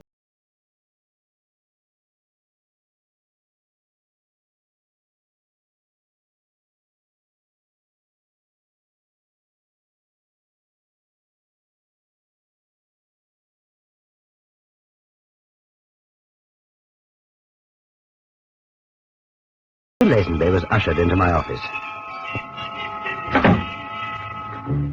Mr. Lazenby, sir. Thank you. Come in, Mr. Lazenby. Please sit down. Thank you, Mr. Mason. Now, I'm sorry to trouble you at such short notice. Well, that's what we're here for, Mr. Lazenby. You may wonder why I've come to see you. The fact of the matter is, I need help. Well, that's the usual reason for people coming to see me. Now, how can we help you? Lorry drivers. That's what I need. Lorry drivers. Yes, in what connection? Well, I have a firm, an engineering firm in Cumberland. That firm's got to keep running, and it can't run without coal. Now, my nearest stockyard is 40 miles away, and it's a nasty run in between. I don't quite follow, Mr. Lazenby. Well, the factory's situated up in the Fells. It's a tough road in between. As I've already said, if I don't have coal, I can't keep my machines working, and I've only got 3 days' supply left. Yes, Mr. Lazenby? Well, the truth of the matter is, recently a series of accidents have taken place with my lorries. Oh, a whole heap of things. Punctures, big ends gone, and only yesterday I had a lorry go over Little Fowl. Yes, but I still don't quite follow, Mr. Lazenby. I appreciate you have difficulties over coal supplies, but, well, I don't see how we can help you. I want a lorry driver. Not only one who is qualified as a lorry driver, but one that I can trust. I see. You're suggesting that someone's trying to prevent you from obtaining coal. Exactly. I'm sure of it. Mr. Lazenby, there are a number of haulage contractors in this country. I can't say that I'm acquainted with them in your area, but why don't you get one of them to transport your coal for you? What? With a railway strike on? You can't get anybody to carry anything for you for love nor money. Oh, I see. So what you want is a man to drive one of your lorries and just a little more. Yes, Mr. Mason, just a little more. I also wanted to find out who is trying to break my business.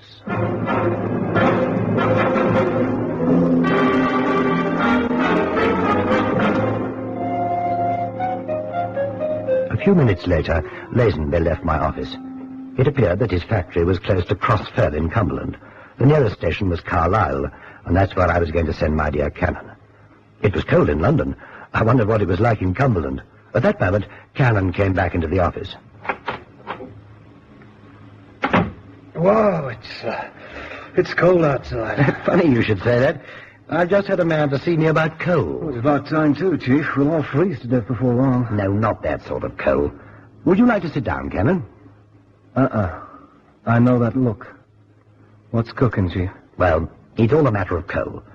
By the way, you have got a heavy-duty license, haven't you? Yes. Well, you've got a little assignment, driving coal from Carlisle to Cross Fell. Is that so? And where the heck is Cross Fell? Oh, somewhere in Cumberland. You're booked in the 10:30 to Carlisle, and Mr. Lazenby will meet you at the station. He's flown back already. Lazenby? Yes, he's the man. His factory appears to be on the top of a mountain. Further, it appears that somebody is trying to do him down with his transport. It's up to you to find out who's trying to do who. Well, thanks, Chief. Sounds an interesting assignment. Did you say 10:30? Well, I better shift. Third class, I suppose, as usual, or am I getting cattle truck this time? First class, Captain, with Mr. Lazenby's compliments.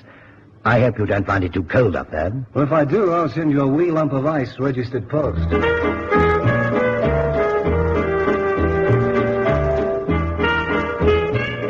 Cannon duly arrived at Carlisle Station, where he was met by Lazenby. From there, he was driven out to the factory.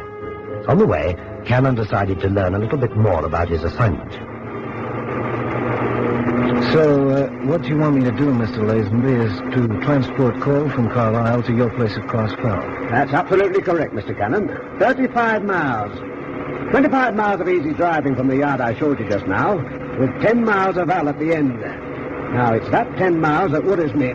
I've had a series of accidents lately, and all on that stretch. Aye, and now I've got my foreman in hospital with a smashed-up leg. Is that so? Aye, he's looking to be alive. Went over the edge at Little Fell. It appears his brakes failed. Now, I look after my transport, Mr. Cannon, and I just don't understand what's going on. You mean you think somebody's trying to sabotage you, huh? I think I'd better explain things a little more fully. Now then, I have a factory here in which I'm producing a form of plastic. It's indestructible, light. In fact, it's a revolutionary design for the buildings of bodies for cars, aircraft, canopies, and... Well, if you want to come near a home, refrigerators, stoves, anything you like. You may wonder why my factory's in the middle of nowhere. Well, the water that I draw from the streams here and the springs is ideal for my purpose. But it has its disadvantage. In order to keep my machinery turning, I must have coal. I'm short of it, and if I don't get it, production will come to a standstill. And it has a long way to come. Then, I imagine you have some pretty important contracts. Yes, I have. One in particular. I see. Mr. Lazenby, you think that somebody's trying to grab that contract from you? It appears to be that way. Look, Cannon, I don't want you to think I don't trust my staff. They're a fine lot of men. I've had them a long time. Nevertheless, there's something, somewhere, going on that I don't understand. The occasional puncture or breakdown, yes, but not a series of mishaps as has happened to me just lately. Yeah, it's certainly food for thought. Anyway, you'll be staying with me. Mill it over in your mind tonight. Tomorrow morning, I'll get you out on your first run. Now, what I want you to do is to keep your eyes open. And if there's anything that seems odd to you...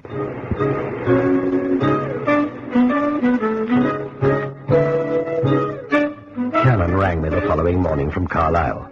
He was his usual efficient self.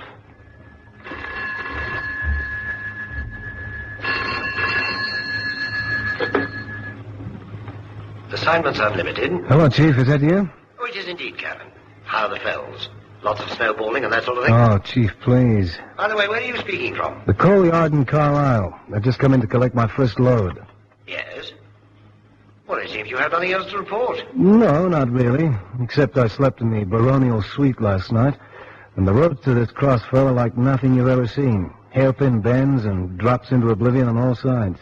Well, if you've no more news, have fun and keep me posted. Okay, Chief. There's something going on here, but I don't know what. Well, how are we doing, boys? Hello, John. Fine. Well, if I can find my way back, here's some more coal for Mr. Lazenby.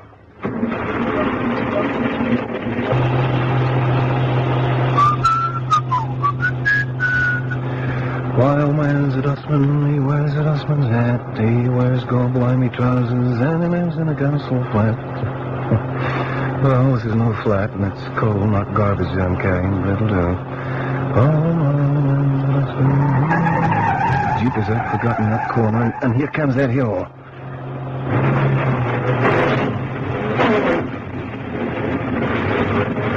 No, what? Uh-oh. Doesn't seem we're gonna make it.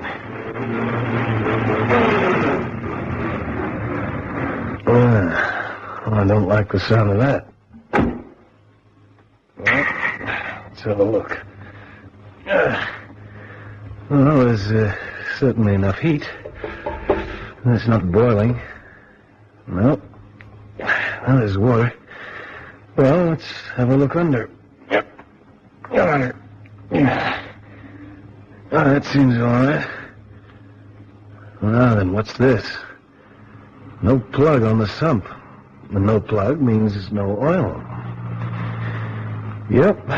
It seems our Mr. Lazenby is right. Somebody's trying to do something to somebody.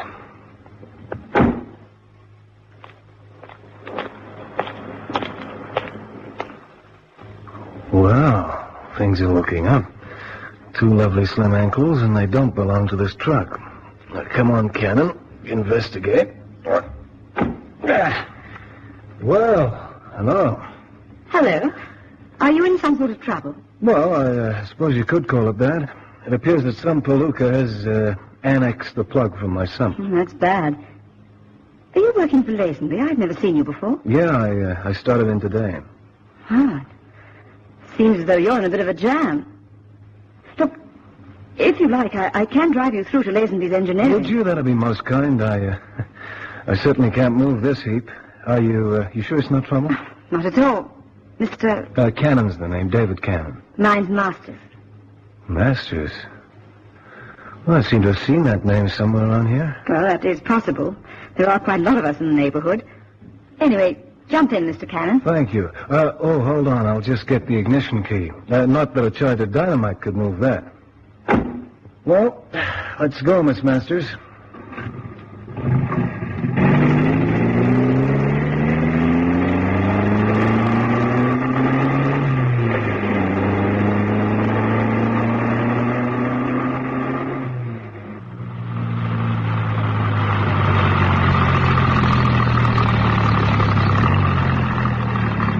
Well, there we are, Mr. Cannon. Delivered to your door. I can't thank you enough, Miss Masters.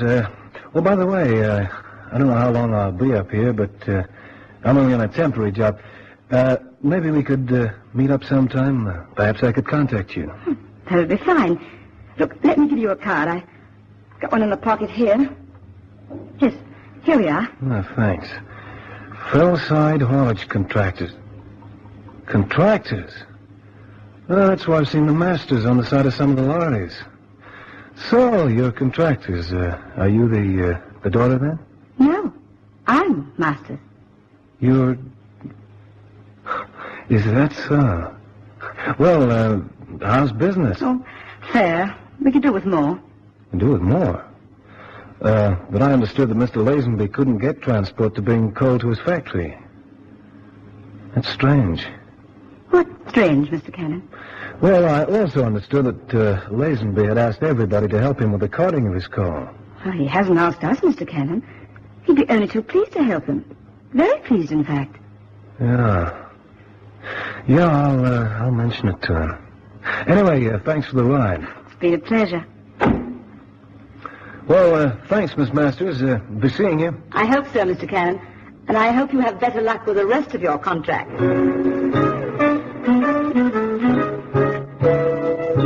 Watching the car as it drove away. Strange. Yes, certainly strange. Miss Masters, Fellside Haulage Contractors.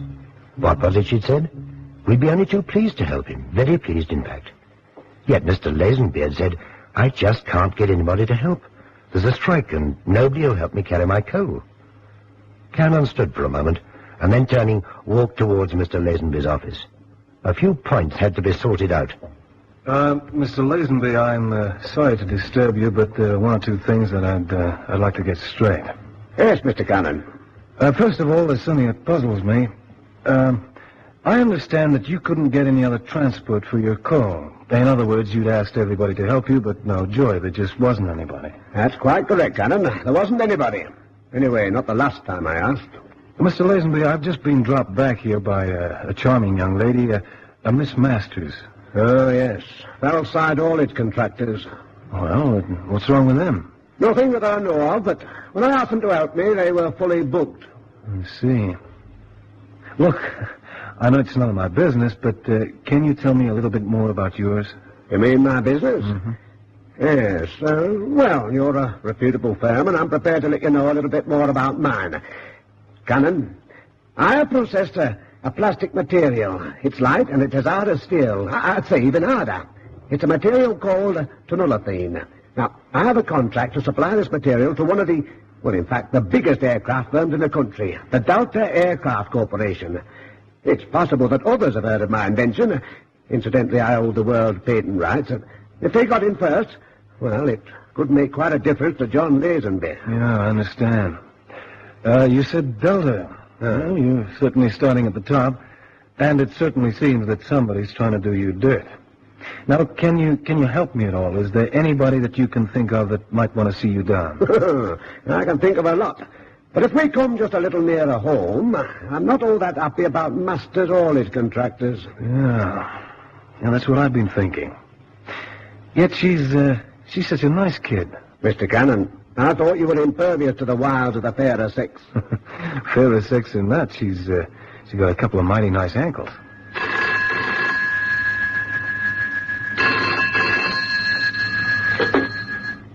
Lazenby? Oh, hello, Mr. Levin. Yes, well, you see, I've had some difficulties. I can assure you that I'm doing everything I can. Everything, Mr. Levin. I appreciate that. Your position. Oh, I'm sorry that you feel that way. Yes, I do assure you there'll be no more delays. I'll get the next delivery to you as soon as I possibly can. Yes. Thank you, Mr. Levin. Yes, I'll do everything I can. Trouble, Mr. Lazenby? That was Delta. I've got to get another delivery to them. If I don't, I'm in trouble. Okay, Mr. Lazenby. Don't worry. This is the sort of assignment I like. How much coal do you need? Oh, as much as we can get. We can't afford to stop production. I've arranged with Jameson on the coal boat to keep the yard open tonight. We'll run coal through all tonight. Well, it sounds as though I'm going to be busy. Yes, Cannon, you are. You're in charge tonight. We'll have 3 drivers on, and I don't want any mistakes. That coal's got to come through, no matter what the cost. Yes, Cannon certainly had a tough assignment on this occasion. It was vital that coal reach Lazenby's. It takes a lot to shake Cannon, and he, as much as anybody else, was determined that the coal would get through that night. After seeing Lazenby, his mind turned to what he felt must be the opposition. He decided to ring Miss Masters. 3, 6, 1, 8.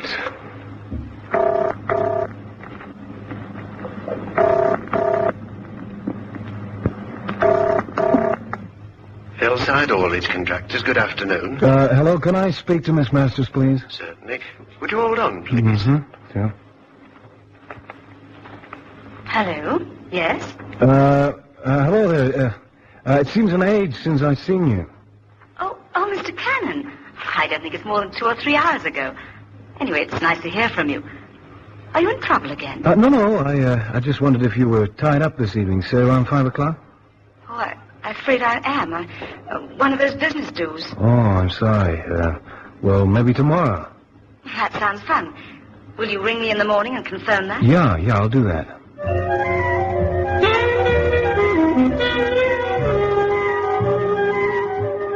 That evening, Cannon went down to the yard early. He wanted to keep an eye on things. One of the trucks was just leaving. Hope you have a nice trip. So do I, mate, though I'll be surprised if I get there in one piece. Seems there's hoodoo on the place. Ah, forget it. You'll get there. Anyway, I'm following you in. See you in Carlisle. Okay, chum. I hope he does make it.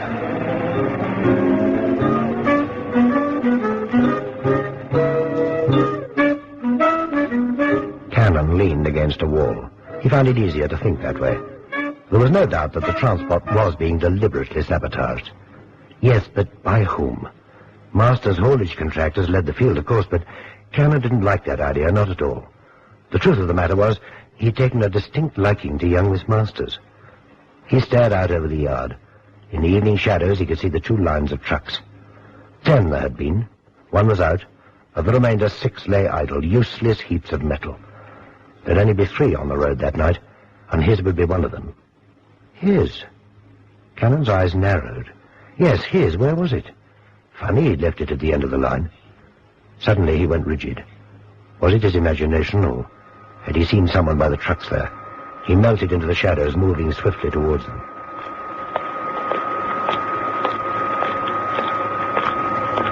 So there is somebody there. Well, you got a little something coming to you that you didn't expect. Okay, Bonzo, come on. Oh, please, you're hurting me. Oh, Miss Masters. But what are you doing here? I came to see you. I was passing, and I thought I'd just drop in. Uh-huh. And what became of the business due that you were going to? Well, it finished early. Uh-huh. Well, that's all there is to it. As I told you, I came to see you. I thought perhaps you might be able to persuade Mr. Lazenby to give us some of his cottage. You see, things aren't too good with us in the farm at present. That must have been quite a dirty meeting you were at. Dirty meeting? What do you mean? Your hands, Miss Masters, they're covered in oil. You've got some on your face as well. Oh, that. No, my car packed up on me as I was coming Yeah, here. you go tell that to the Marines. I'm telling you the truth. You see these trucks here? Most of them are dead ducks, sabotages. And now I find you here, opposition haulage, who wants Lazenby's, with oil all over your hands. It won't do, Miss Masters. You've got a little explaining to do to Mr. Lazenby. Now, do you come quietly, or do I have to carry you? I'll come, of course, but you're mistaken, Mr. Cannon. Really you are. Well, I sincerely hope so for your own sake. Well, come on, then. Things weren't planning out at all to Cannon's liking. If it had been a large, tough man, he wouldn't have minded. But this slip of a girl, he found himself hoping that he was wrong. It was as they were passing one of the windows of the workshops that Cannon stopped suddenly. Hey, hold it. Shh, quiet. Can you hear anything? Yes. It sounds as if someone's sawing. Yeah, that's just what somebody is doing with a hacksaw, if I'm not mistaken. Okay, you follow me and keep quiet. It's in the workshop here. Well, I'll be... That's my truck. Yes. And there's someone underneath it. You can see his legs sticking out. Okay, you stay here. We'll soon settle this. Right, out you come, whoever you are. Hey, come out, come on. Well, You've guessed it. It was Lazenby himself. When Cannon caught him, he was sawing through the brake fluid pipes. Just close to the factory was a steep hill. Any undue pressure to the brakes, and, well, there'd have been one less truck in Mr. Lazenby's transport, and in all probability, one less driver. Why should he want to sabotage his own transport, you may ask? Well, it was really very simple. Lazenby was bound under a tight contract to the Delta Aircraft Company. Although he held the world patent rights to his product, Tenellafine, he could sell to no one but Delta. Lazenby was a greedy man. He was being well paid by them, but Boeing had offered him nearly twice as much. But the only way he could get out of his contract with Delta was if they were to take the initiative and get rid of him first due to non-delivery. But his policy of sabotage had the reverse effect, in that he could obtain no one to drive his trucks. In desperation, he turned to us. What he overlooked was the fact that we're pretty used to this sort of thing, and Cannon's certainly no fool.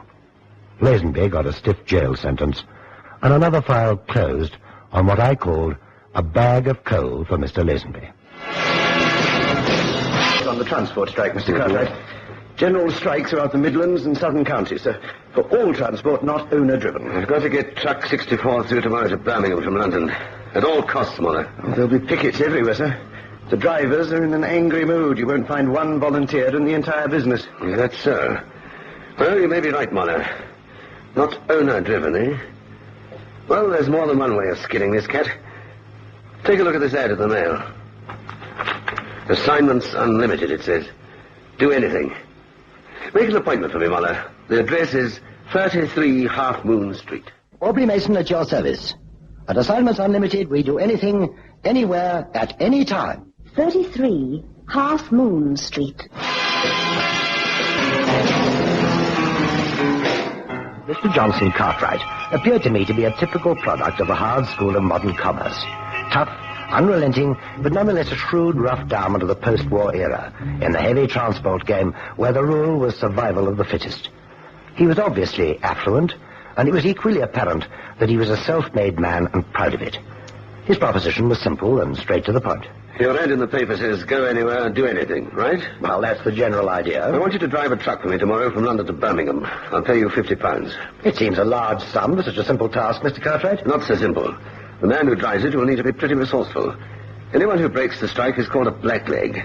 That word blackleg has an unpleasant ring in the ears of trade unionists. You mean my man might be waylaid and beaten up? Yes.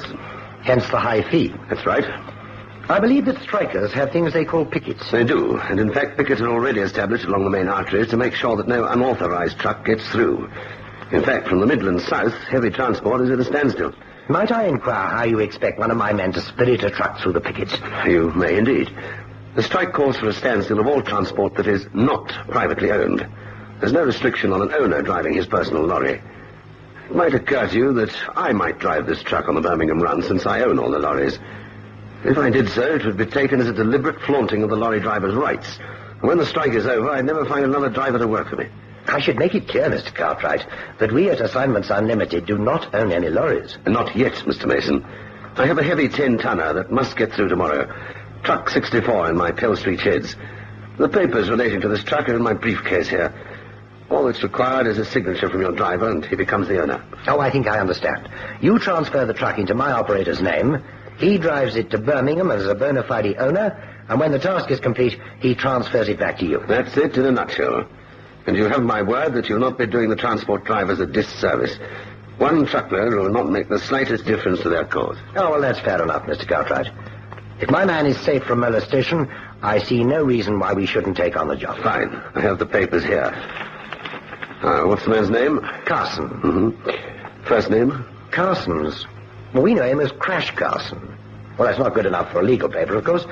Odd, I never thought to ask him his real name. I'll send for him. Yes, Mr. Mason? Find Carson and send him in here, will you? Yes, Mr. Mason.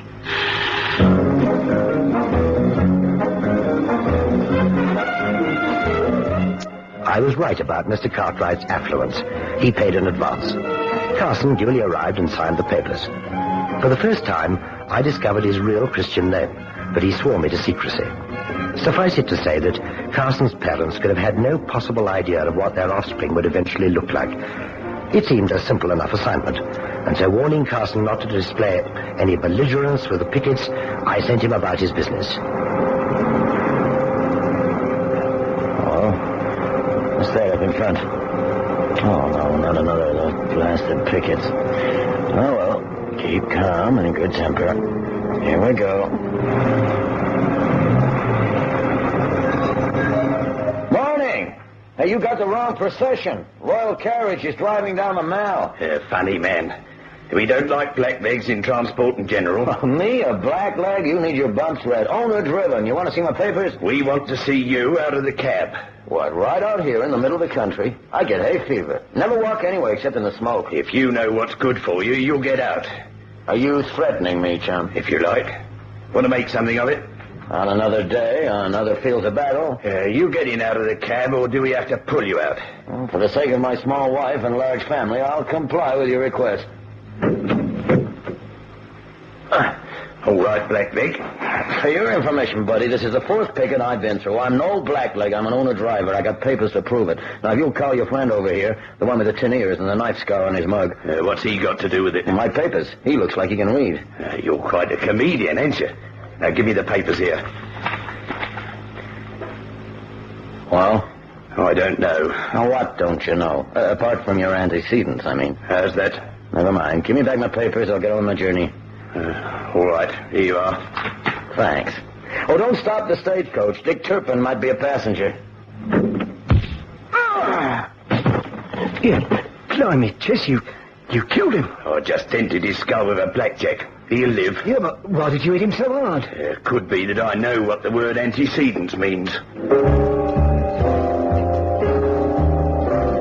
The first I heard of Carson's accident was from Mr. Cartwright. He telephoned and seemed agitated.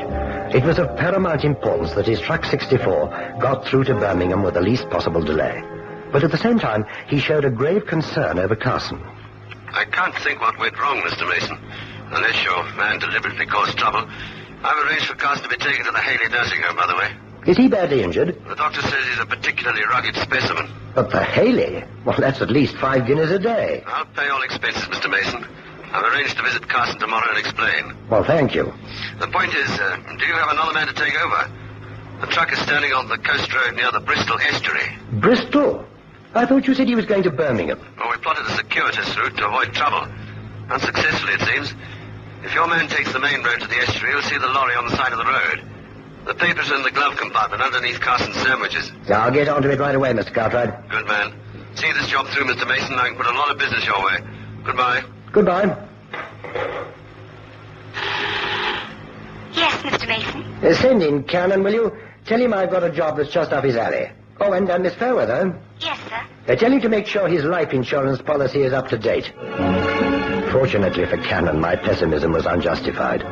I dropped him at the abandoned truck, and he continued with the journey to Birmingham without incident. A staff car from the Cartwright organization brought him back to London, where he paid a visit to the sickbed of Crash Carson in the Haley nursing home. Cheerful as always, Carson sat up in bed, his head swathed in white bandages. Hi. You open for business, Crash? Oh, come in, Cannon Boy. Drag up a chair. Brother, you look like you headed for trouble. How do you feel? Oh, can't complain. Okay, give me the lowdown. What happened? Well, I got stopped a couple of times, but the papers were in order, so the pickets let me through. Well, then I get stopped by the estuary. I got your papers checked again. And just as I was getting into the cab with my back turned to this geezer, wham! On the noggin with a blackjack. Woke up here. Nice, ain't it? And why did the guy slug you? Well, how should I know? I'll tell you just 5 minutes after I found him. Well, then again, in a way, he did me a favor. A favor? Yeah, take a look at this note. It says from Mr. Cartwright. Cartwright by name and Cartwright by nature. Token of my regret and the hope it will help your family while you're incapacitated. N.C. Nicholas Cartwright. Now, what was the token? 100 quid in fivers. Hey, that's a lot of dough for a roughing up. Unless you got to pay your own bill here. Well, he takes care of everything. Pity you had an uneventful trip. You know, Crash, there's something here that just doesn't gel. When I took the truck through, he doubled up the money. That makes £200 for one journey, plus the hospital expenses. I wonder what was in that truck that could have been that important. Oh, who cares? What's up, you jealous? Look, Crash, I don't see why you should get attacked at all. And if the ownership papers gave you a passport to Birmingham, why go miles out of your way via the estuary? Then again, only thugs use blackjacks. Now, I know something about strikes. The pickets try and stop the blacklegs, okay? But all they want to do is make sure the transport doesn't run. Why beat up a guy for no reason? Oh, don't think I haven't asked myself the same question a dozen times while I've been lying here. Come up with any answers? Demonstrators like to show their faces. Getting tough is just to set an example. So why choose a lonely stretch of coast road? Well, we're getting in tune, big brother boy. Where you hijacked, there were no witnesses, huh? Well, except perhaps anyone who was on the lugger. On the what? Well, there was a sailing lugger standing offshore right opposite the place where they stopped me. Someone on board might have seen. Well, then again, what interest would a sailor have in a road transport strike? I'd like to have another look at that place you got lumbered, friend. I'd like to take a good look. To Assignments Unlimited, Cannon asked if he might borrow the car to take a run down to the estuary. Unfortunately, I couldn't help him right then. The car was out on another job. But then fate took a hand in Cannon's favor. Yes? Mr. Cartwright on the line, sir. Oh, put him through, will you? Hello? Hello, Mason. Speaking. Have you seen the papers? Oh, not yet. Why? The strike is still on and they've reached a deadlock. Well, this must be very trying for you, Mr. Cartwright. I have another assignment for you if you're interested. Truck 64. Yes, as a matter of fact, it's the same lorry. 10 tons of merchandise for Birmingham via the estuary. I'd rather your man did take the roundabout route. There'll be no trouble this time, I'm sure. I've informed the police about the incident with Carson. I'm quite sure no one will hang around that area for the duration of the strike. Well, what do you say? Well, Cannon will be pleased to drive for you, Mr. Cartwright. Oh, and by the way, I have to thank you for the care you've taken of Carson. He showed me your note. Oh, I'd have done the same for any of my regular drivers. Well, then, the same depot, Phil Street, 6 a.m. tomorrow. He'll be there. Thanks again. Bye. Goodbye, Mr. Cartwright. Well, Cannon, it looks as though you'll have your wish after all. That was Cartwright again, and he wants another load delivered to Birmingham along the same route. Ah, that's just dandy. Did I hear you say tomorrow morning? 6 a.m. I'll be there on the dot. If I drive fast, I can have half an hour to case that joint by the estuary and still arrive in Birmingham on time. Tell me, why are you so interested in going over the ground where Carson was beaten up? I got a hunch, Chief, and I always like to play my hunches alone. And on this trip, I'll be all alone. Fate is, of course, precocious. But Cannon wasn't reflecting on that as he prepared to take over the truck and drive his lonely route to the estuary.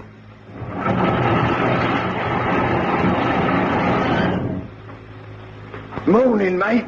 You the bloke taking out 64? That's me. Is she all ready? Yes, loaded and waiting. But you've got to see Mr. Cartwright first. He's over there in the office. Dispatch. Do you see it? I do. Thanks, old-timer. You want to see me, Mr. Cartwright? Oh, yes. Mr. Cannon. All set for the journey? Raring to go. It won't be so lonely this time, Mr. Cannon. Oh? How come? My private car drivers have joined in the strike. I have a lady on the staff who must be in Birmingham by tonight. She'll be here in a moment. She will accompany you on the trip. Cannon disguised his disappointment and waited for the lady to turn up. His annoyance at having a passenger dissipated when he saw her.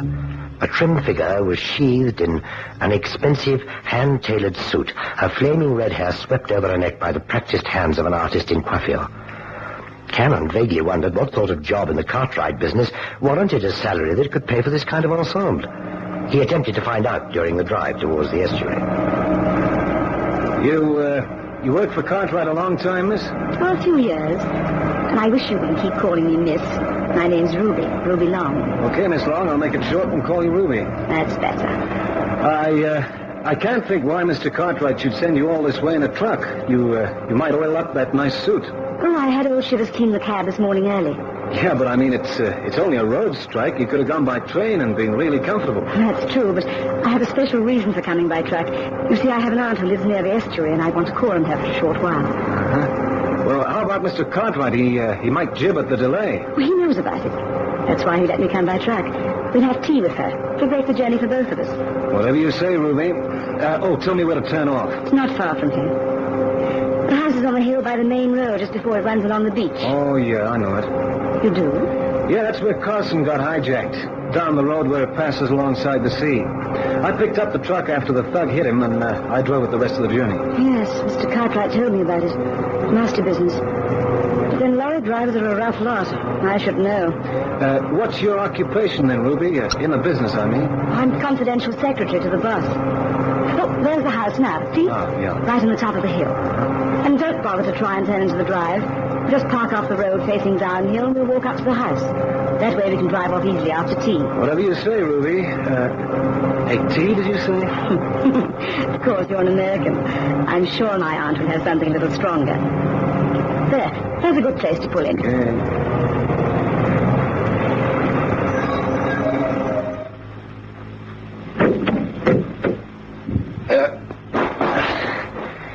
What's the matter, Mr. Cannon? I don't see the key on the ring to lock the cab door. Why do you need a key to lock the door? Who'd want to steal a 10-ton truck? Yeah, that's just what I was thinking.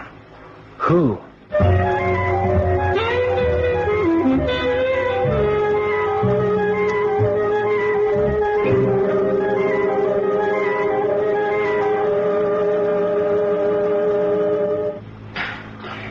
Auntie's on the phone. She said to say goodbye for her.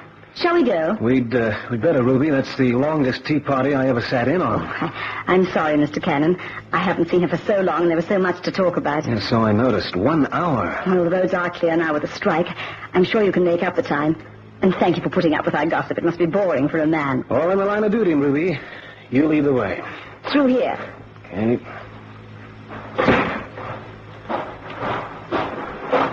Hey! The truck! Somebody stole the truck! Good heavens! it is, just down the hill. You must have left the handbrake off. Ma'am, I did not leave the handbrake off. If I had, it would have run down the hill the minute we left it. Yes. Well, the regular drivers always put chocks under the wheels when they park on a downhill slope. I understand that the brake can work itself loose when the lorry is heavily loaded. Well, I just hope that the back doors are still sealed, that's all. If I goof on this job, I have to answer to my chief. And I'd rather face Judgment Day than him when he blows his top. The doors look all right. I'm sure it must have been the brake. Look, I told you I put that brake on, but good. Huh? Are the seals intact? Yeah. Come on, let's get into the cab.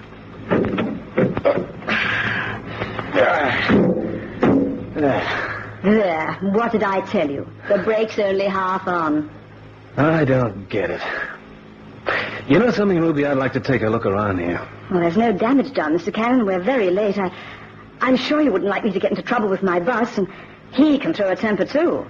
Well, it sounds to me like an instruction, Ruby, so if that's the way you want it, that's the way it's going to be. And you know something, baby? When the pay's right, I never ask questions. Get it?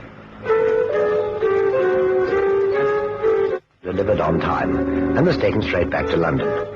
He still had his hunch, and to placate him, I called a round-table conference in the office with Crash Carson, now out of the nursing home, but still nursing a grievance against his unknown assailant. I sat back and listened to them talking. The sailing lugger I saw offshore was the kind of boat they use in the Channel Islands for shrimping, winkle drifting. You know, about 70 feet, shallow draft, 4.5 rig, dirty bronze sails. That's the one. When I parked that truck outside Ruby's aunt's house, the same lugger was offshore at the same place. So, what's your theory? Well, the way I figure it, if somebody wanted that truck down by the lugger, all he had to do was to get in the cab, let off the brakes, and coast quietly down the hill. There was no key on the ring to lock the cab door. All he had to do was to help himself. I wouldn't hear a thing. Yeah, but why leave it down in the dip? Well, don't you see? It's quiet countryside. If he drove it back again, I'd hear him coming up the hill. Oh, it might have been any truck you'd hear. First, there's a transport strike. No other trucks. Yeah. Second, he'd have had to turn that truck so as to face the way I left it. But he could have backed it up. You ever heard a truck backing up a hill? Boy, I'd sure hear that. You see, Christ, the seals were intact on the doors, but that don't mean a thing. If something was loaded onto that truck from the lugger, and Ruby Long knew about it, what would be easier than to have the loaders carry new seals? Yeah, that makes sense, Cannon Boy. But look, if the lorry was empty when you started and full when you left the estuary, you'd have noticed it on the springs or on the steering column. Yeah. Well, was there any difference? The truck was loaded all the way. That's what I don't get. If you'll forgive me interrupting, gentlemen, it does rather look as though you're both the victims of circumstance. You've read something ominous into a straightforward job. I suggest that you forget all about it. Except for one thing, Chief. What's that? Something I said to Ruby Long. If there was a switch, she was in on it. So I said to her, Ruby, if the pay is right, I never ask questions. Never. Get it? Meaning what? If Mr. Cartwright should ever ask for my services again. Well, that's unlikely. The transport strike is over. Exactly what I mean, Chief. Oh, I think I get the trend of what you're trying to say. Should Mr. Cartwright ever ask for your services when there's no strike, then it's possible that he has a nefarious motive. Since you've intimated that you can be trusted, and, well, at a price. Chief, you hit the nail right on the head. Yeah, I'm not impressed. All I can say is... Yes? Is Mr. Cannon with you, sir? Yes, he is. There's a call for him, sir. Shall I put it through, or will he take it from the outer office? Well, who is it? Did they say? Yes, sir. It's a personal call. Mr. Cartwright. Cannon made an assignation with Mr. Cartwright, who simply wanted his services as a truck driver for 2 days. The truck was due to leave at 6 a.m., but my two operators decided to pay a nocturnal call on the sheds in Pell Street at 1 a.m. Well, here we are. Now then, can you see anything? I can see the truck. Old man's still there. Don't he ever sleep? Try the catch on the window. If we can open it, we can hear what's going on. Well, there's nothing going on. Well, try and open it anyway. Go on.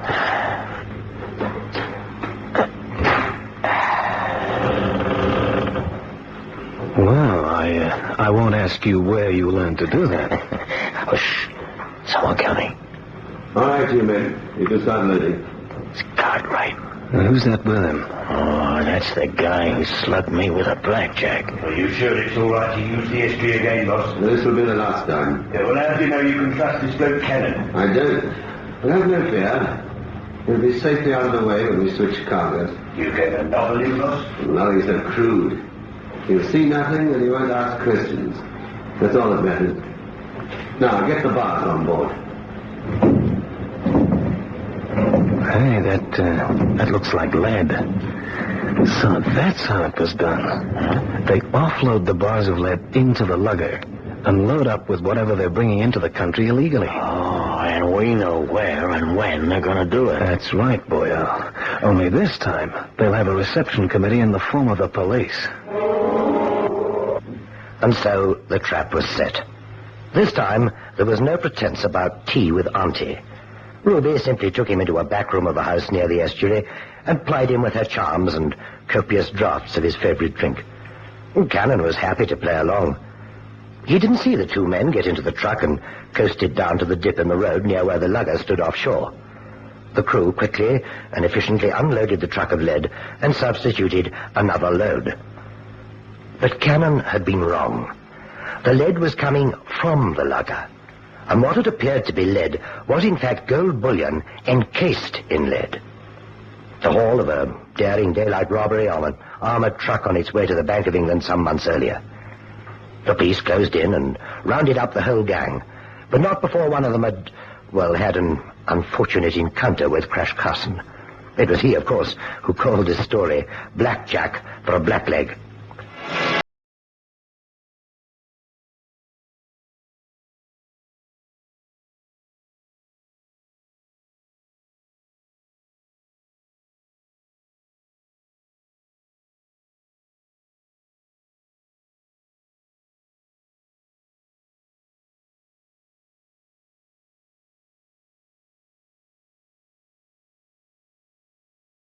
But the Maharaja is an intelligent man and must needs be resourceful. He is much troubled and not unaccustomed to such a state of affairs. It is not unlikely then that the services be obtained of a bodyguard from this foreign country in order that the small boy may come to no harm. It would seem that this advertised organization enjoys a splendid reputation and should easily provide what is required. Grosvenor 5995 is the telephone number, and the address 33 Half Moon Street. Aubrey Mason at your service. At Assignments Unlimited, we do anything, anywhere, at any time. 33 Half Moon.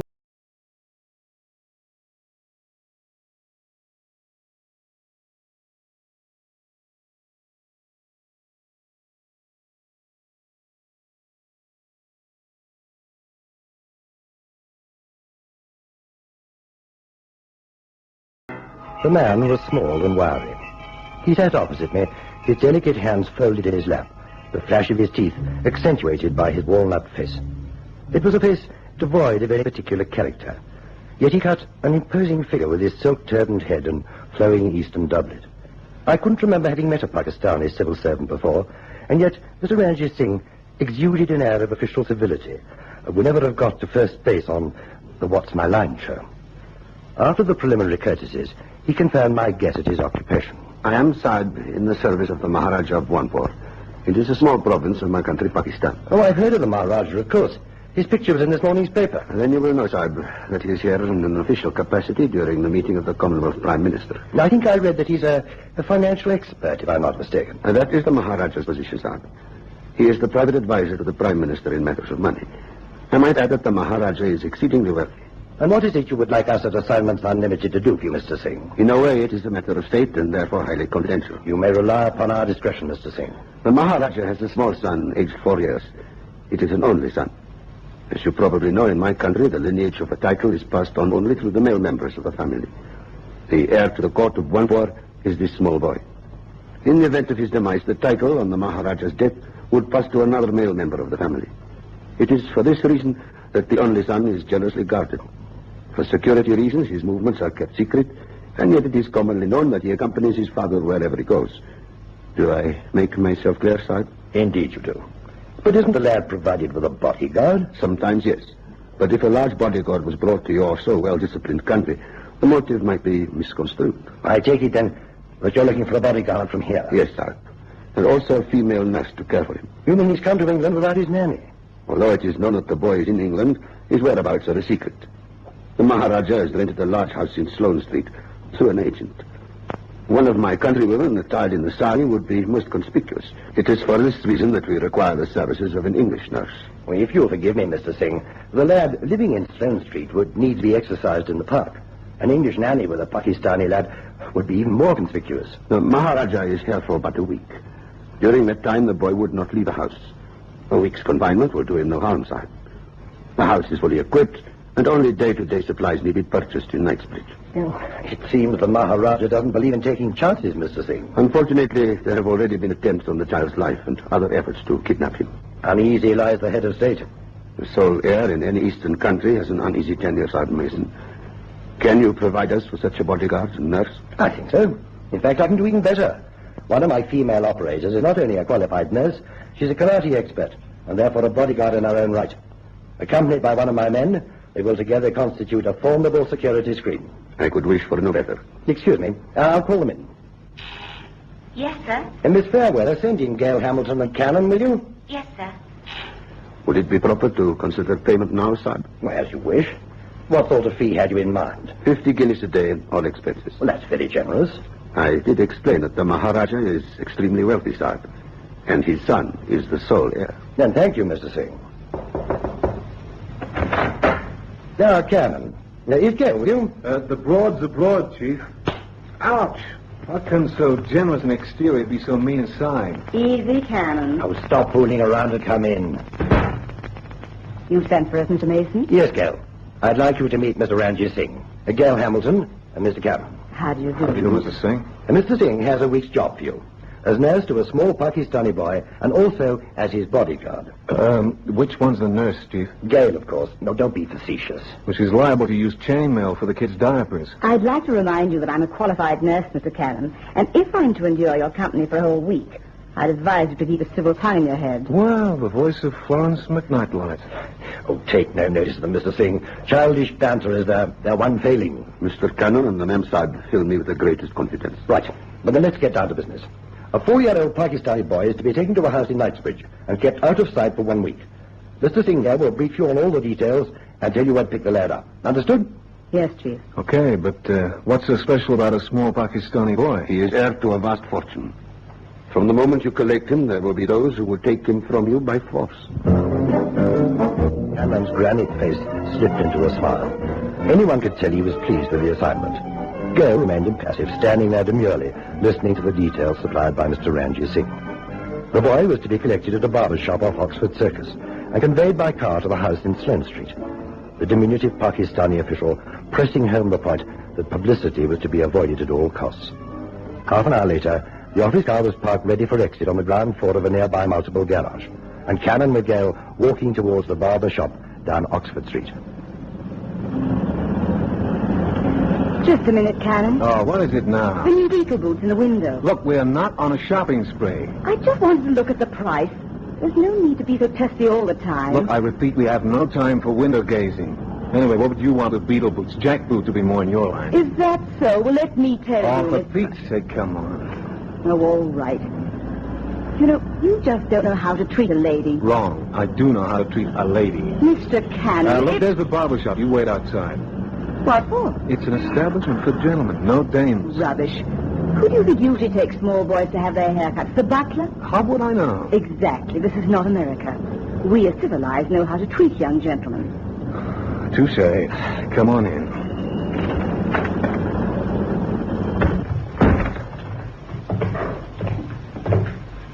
Here we are. Wally's, gentleman's hairdresser. This is the joint.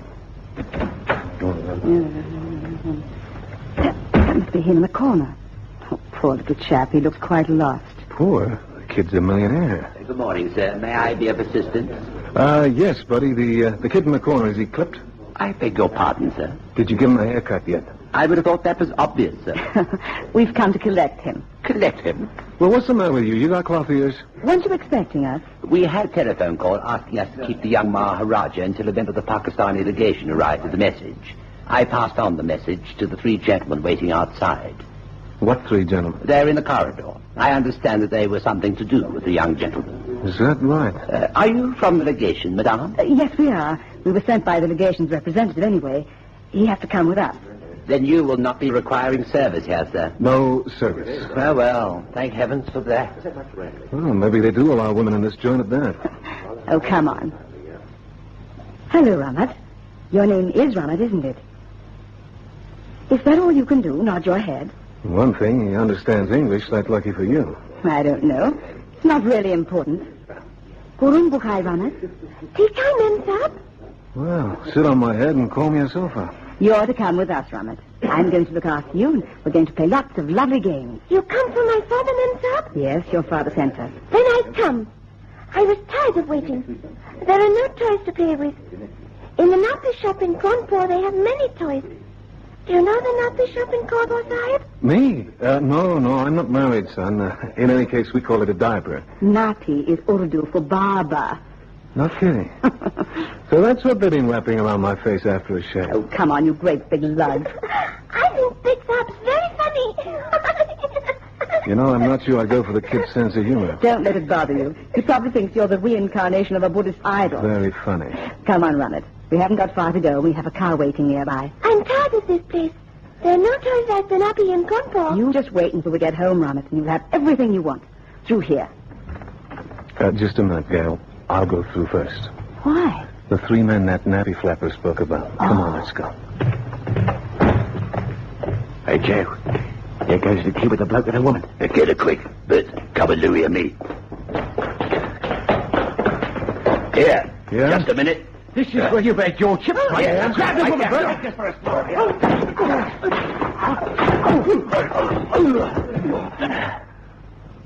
Wow. Who was the guy they called Bert? He was the first one to embrace the arms of Morpheus.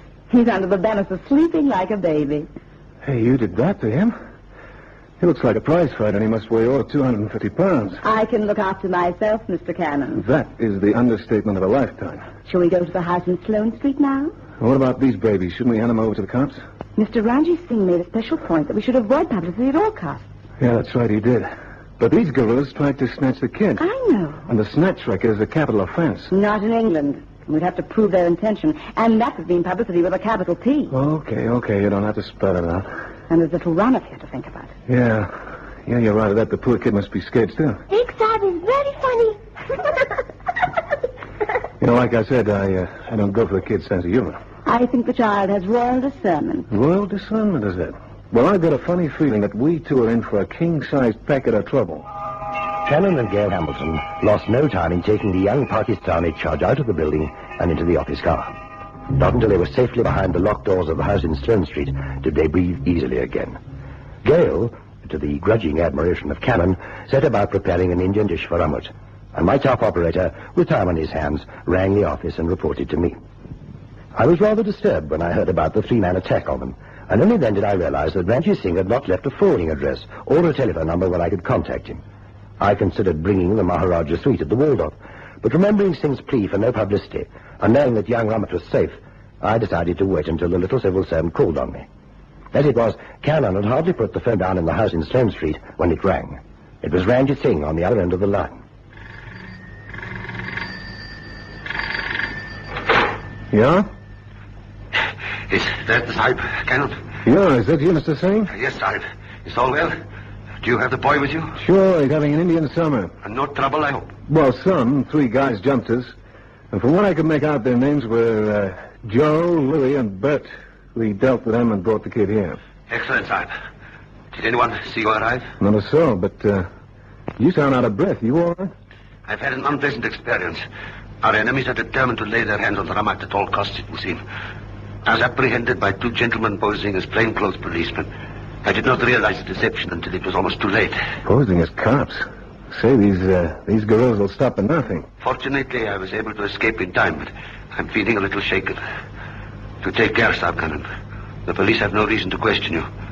If any bogus police visit you, I trust you will deal with them as you did with the 3 men at the barber shop. You leave everything to me, Mr. Singh. I have complete confidence in you, Sahib Cannon. Goodbye. Thanks, and so long, see. Hurry up, Cannon. Supper's getting cold. Coming. Oh, there you are at last. What were you doing on the phone to the chief? Giving him a blow-by-blow description of the fight? What on earth's the matter with you? I I was thinking. The process is obviously too painful. Don't. You know, after I spoke to the chief, Singh rang. Did you tell him about the barber shop? I told him about the 3 monkeys who jumped us. That's what I mean. But I didn't tell him they jumped us in the barber shop. So? He mentioned the barber shop. Well, perhaps he got the details from the chief. That's impossible. I only just told the chief. But... As I put the receiver back on the hook, it rang immediately. It was Singh. It would have been physically impossible for him to have spoken to Mason. Then Ramji Singh assumed the fight took place in the barber shop. Are you kidding? What would 3 beaten-up jerks like that be doing in that cream puff parlor? Unless they had a good reason. Karen, your stuff is getting cold. They had a reason, and we know what it was. To snatch the kid? What else? Then tell me something, Mata Hari.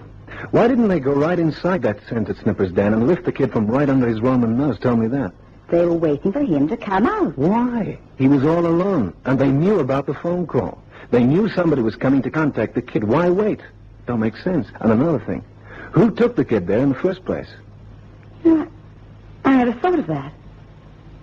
Chicken? Oh, don't be stupid. You know I'm not chicken. I mean, do you want some of this curried chicken? Oh, yeah. Well, I guess so. Listen to Mr. Grateful. I spent an hour making this for Rummet and you.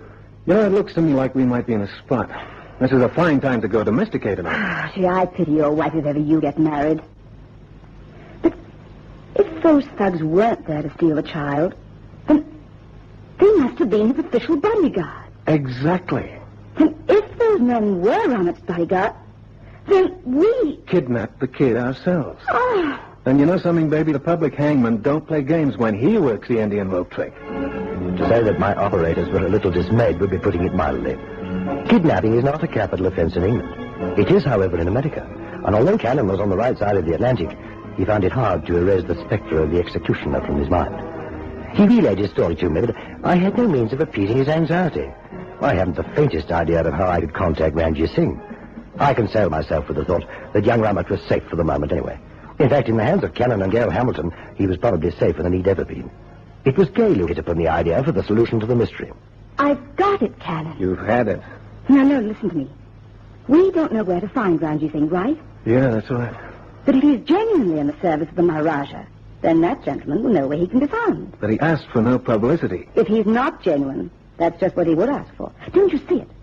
A little man called Ranjit Singh, who lives in England and has never set eyes on the Maharaja of Bhwanpur, hits upon an idea whereby he can kidnap the Maharaja's only son and hold him to ransom without doing a thing himself. Hey, you catch on fast. Oh, shut up. He comes along to Assignment Unlimited, posing as the Maharaja's personal aide. He knows that Rummet here will be at the barber shop at a certain time, and he also knows the kid will have a bodyguard hidden in the background somewhere. So he engages us with a cock and bull story about kidnappers. He hires this house and instructs us to pick up the child and bring him here. But he first of all instills in our minds that an attempt may be made to kidnap Rummet. So we think the genuine bodyguard, who naturally try and stop us lifting the kid, are the kidnapper. Yeah. We beat him up and bring the kid here. Now, all Ranjit Singh has to do is post off the ransom note and collect the rupees. It's a very sweet setup. But all we have to do is to contact the Maharaja. He'll know by now that his son has been kidnapped. If what we think is true, the bodyguard will have told him. And if I know anything about rich fathers, he'll keep quiet about it and pay up to get his infant back. He won't have to. Not if I deliver the ransom note. You? Why not? If he accepts the ransom note, then we'll know Singh is a phony. I'll simply tell the Maharaja the truth and hand Rummet back to him. And how do you get next to the Maharaja? By posing as a columnist on a woman's magazine. They always fall for that. I'll put on my best dress and enter the fourth estate. Maharaja, here I come.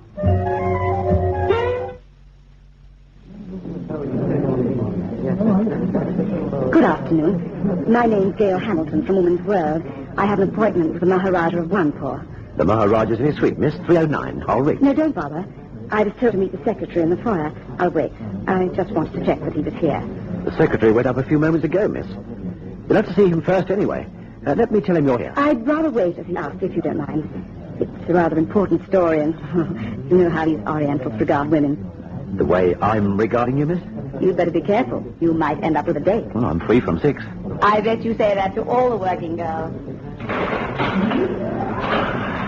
Third, please.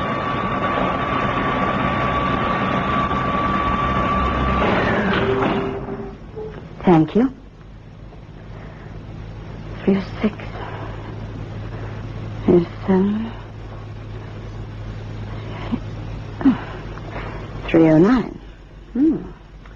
This is luxury, if you like. Tommy? Hello? Anyone here?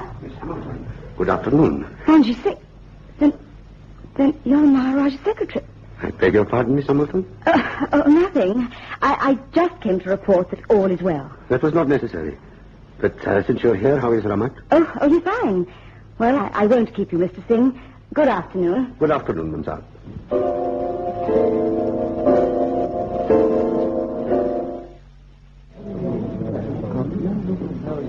I still don't know if he's genuine. Even if he is the Maharaja's secretary, he still could have engineered it. Probably works for 10 rupees a day. Kidnapping Ramat would mean a fortune to him. He would know the child's every movement. Talking to yourself, Miss Hamilton, that's bad. What? Oh, you. Sounds like the interview didn't go too well. I told you to let me ring him first. Did you see the Maharaja? Not a chance. I came to see a millionaire, and all I got was the secretary. Ranjit Singh. Well, he's not really the secretary, you know. He's not? A relation, I believe. Anyway, if you wanted a story about a millionaire, you should have interviewed him. He's got twice the money the Maharaja's got. They say that Ranjit Singh is the third richest man in the world.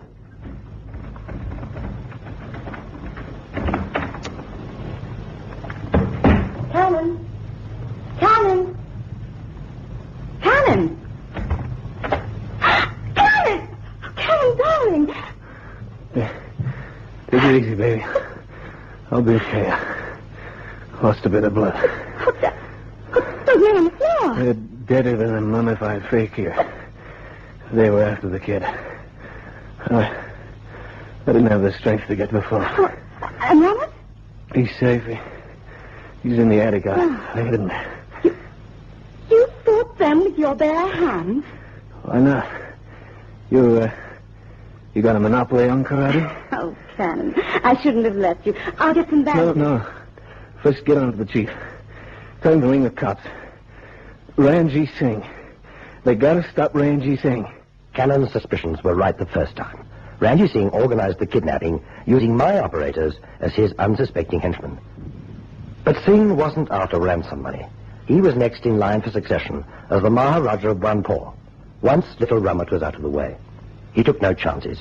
Even his story of the plainclothes priest was a fake, invented as a precaution in case Cannon was tracked down by the forces of law and order. Fortunately, Cannon was on his guard and was able to deal with Ranjit Singh's hired assassins when they arrived. The Maharaja's gratitude allowed Cannon to take a month's recuperative leave in the south of France. He insisted on Gail Hamilton going with him, since she was a qualified nurse. Well, that's what he said anyway. And so he wasn't present to read the report in the press about Ranjit Singh's suicide. And that's how the file came to be marked the swan song of Mr. Singh.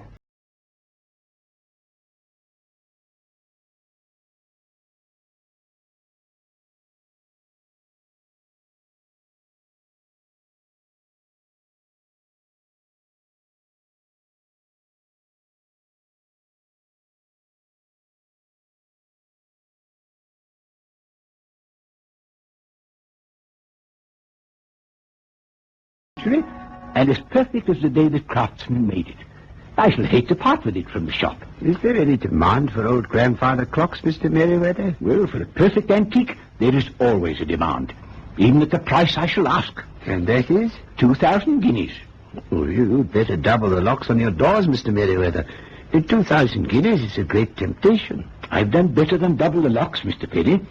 I've an appointment this afternoon with a gentleman who supplies night watchmen. Is he reliable? Oh, yes, indeed. They call themselves Assignments Unlimited, and they have an office at 33 Half Moon Street. Aubrey Mason at your service. At Assignments Unlimited, we do anything, anywhere, at any time. 33 Half Moon.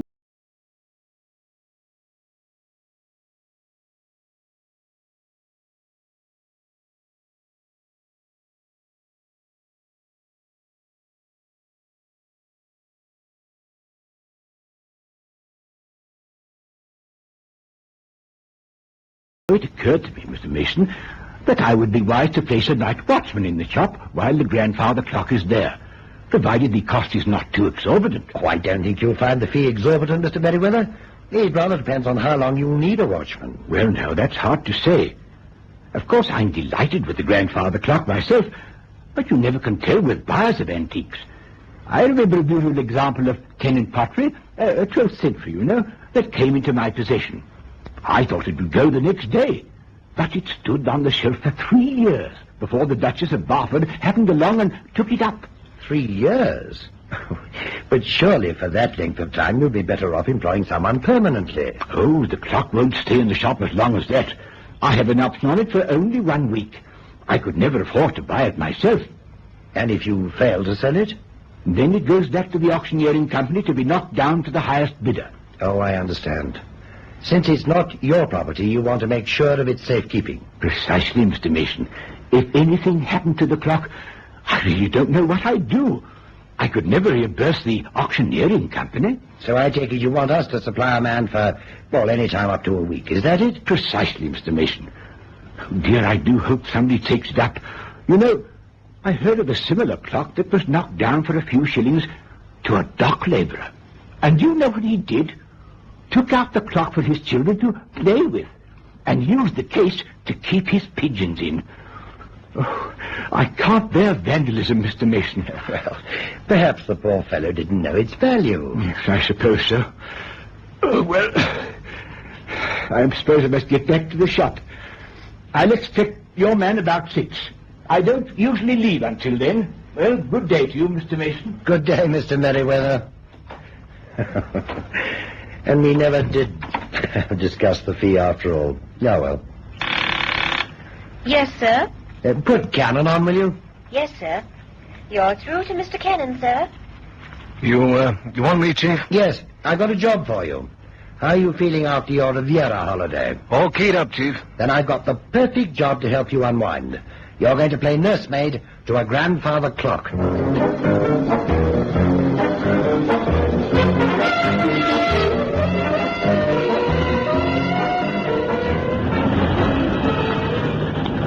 Take the bus, he says. Night watchmen never go by cab. Why I keep working for that guy Oh, this is it. Clement Merriweather, Antiques and Objet d'Art. Well, might as well meet the new boss. Ah, good afternoon, sir. I was just about to close up. May I help you with something? Sure. Show me the water faucet. I'm sure I don't recollect that piece. I'm Cannon, the watchman, and since I'm going to be here all night, I figured it might be a good idea to know where I can rustle up some coffee. The what? Oh, yes, of course. You must be from Assignments Unlimited. Check. Check? That's right, Assignments Unlimited. I understand that I start on the job from 6 p.m., and I'm right on time. Well, a little early in point of fact. Can't mistake the time here, Mr. Cannon. Look around you. I have more than a dozen clocks in the shop of all ages, but they all keep the present time. Yeah, so what do I have to do? Well, you simply have to guard the shop during the night. Oh, especially this beauty here. What is it? Oh, come, Mr. Cannon, it's a grandfather clock. You mean this old piece of junk can tell the time? Holy smoke. A lovely sound, isn't it? Music to the ears. Music? Why don't you play a record of the Rolling Stones for accompaniment? I beg your pardon, Mr. Cannon? That's all right. Forget it. Wow. You won't have much chance of sleeping on the job, Mr. Cannon, eh? You mean these clocks go off every hour on the hour? Of course, yes. I keep everyone in apple pie order. Oh, perhaps you'd like me to explain the origins to you, eh? Some other time, Mr. Merriweather. That faucet for the coffee? Oh, that's out at the back. See? You go past the medieval armor, under the early Norman tapestry, and turn left by the warming pans. Boy, Davy Crockett should have seen this. Well, I leave you to it then, Mr. Cannon. Browse round if you wish. Yeah, I'd like to, with a blazing torch. Good night. Good night.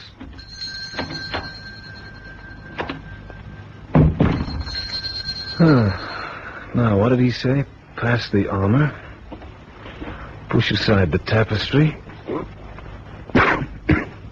Brother, this must have been hung up by the doll who made it. Warming pans. Now, what do you suppose a warming pan would look like? This, maybe? Copper kettle on the end of a baseball bat? Turn left. Eureka. And I'm wrong at that. Archimedes used a bath.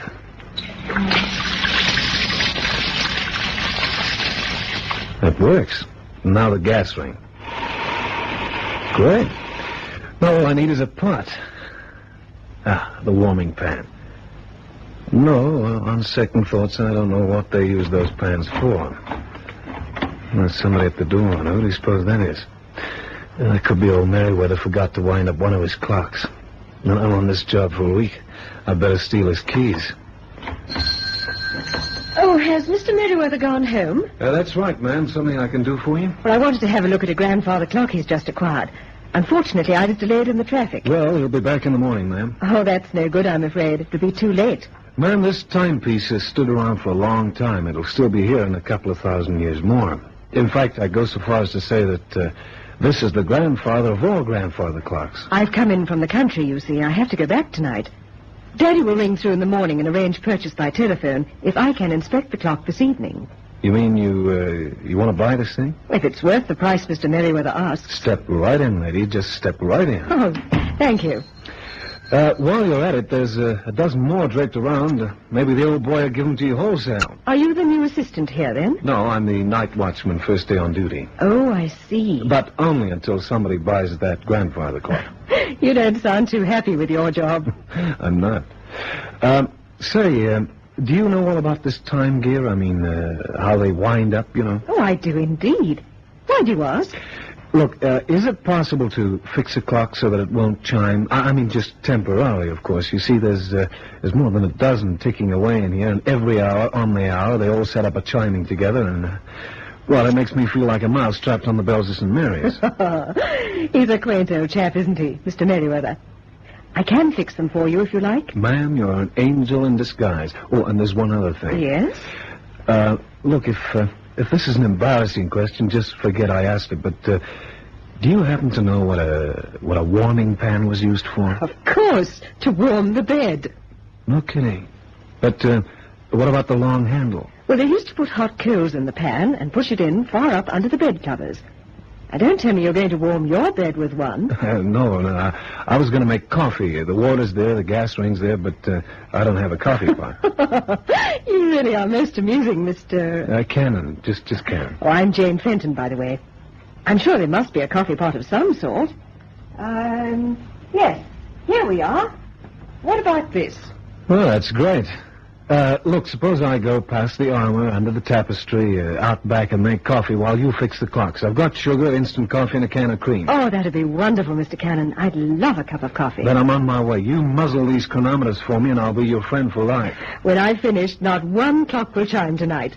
Now, you go off and make the coffee. But you got to show me how to start them up again in the morning. You look after the coffee. I'll take care of the clocks.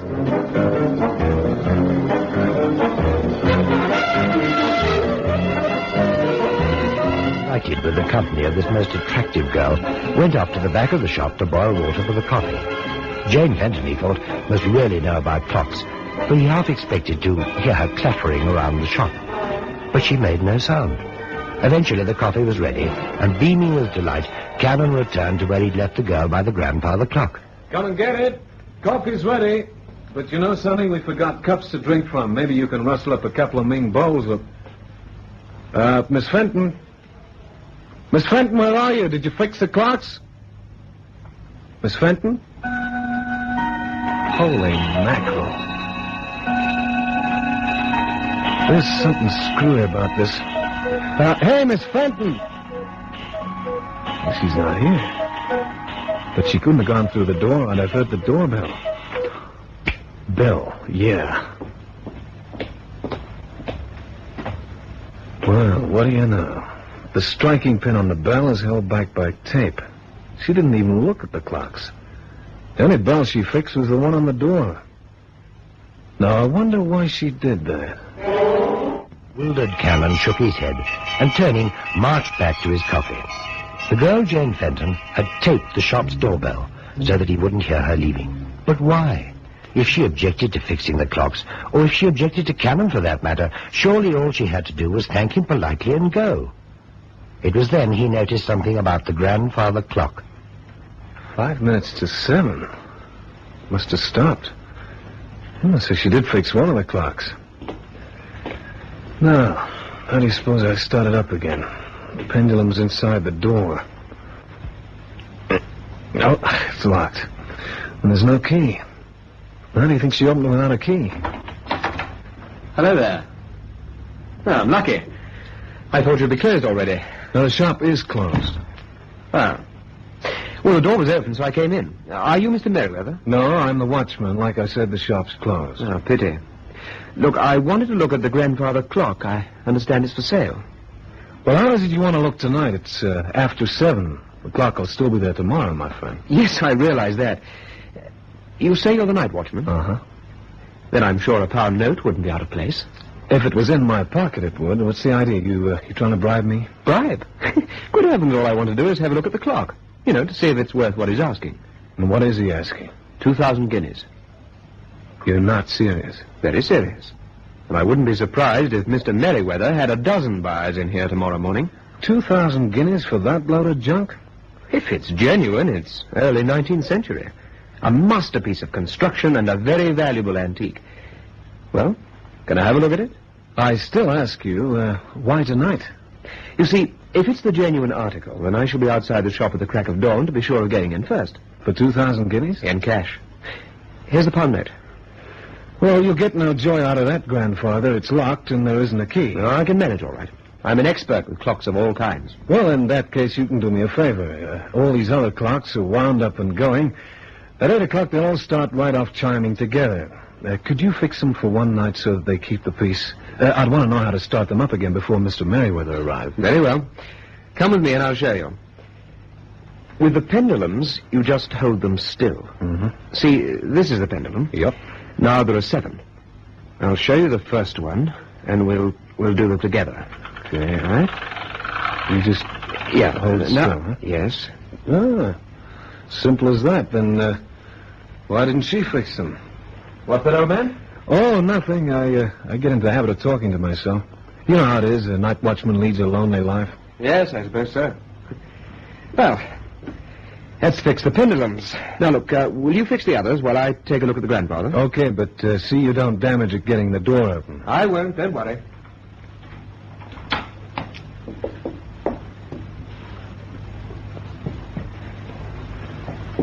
What are you doing in that thing? Testing for dry rot. It's a beautiful piece, but if a worm gets into the wood, the clock is useless. In time, the whole thing will be reduced to powder. Oh, not the working parts, of course. This pendulum, for instance, is made of solid brass. It's heavy. It'll last forever. So, what's the verdict? Unfortunately, there is a trace of worm. It's still in magnificent condition. It's a magnificent piece to acquire, although I'm not sure that his price isn't too high. However, it was good of you to allow me to examine it. Well, it's the easiest pound I ever earned, and you ever lost, Mr. Oh, Trigg's the name. Mr. Trigg. Mm-hmm. Yeah, now I must go. It's getting late. Oh, only 7:25. Oh, of course, all the clocks are stopped. It's 25 to 8. Yes, and you've got a long night in front of you, I suppose. Good night. Good night. I think I'll have a look at that clock myself. He locked it again. Wonder what they were looking for. Oh, well, the clocks won't chime again tonight, so I may as well get a few hours sleep. Oh, brother, business as usual. Old Merriweather should move his stall onto the railroad station. Okay, I'm coming.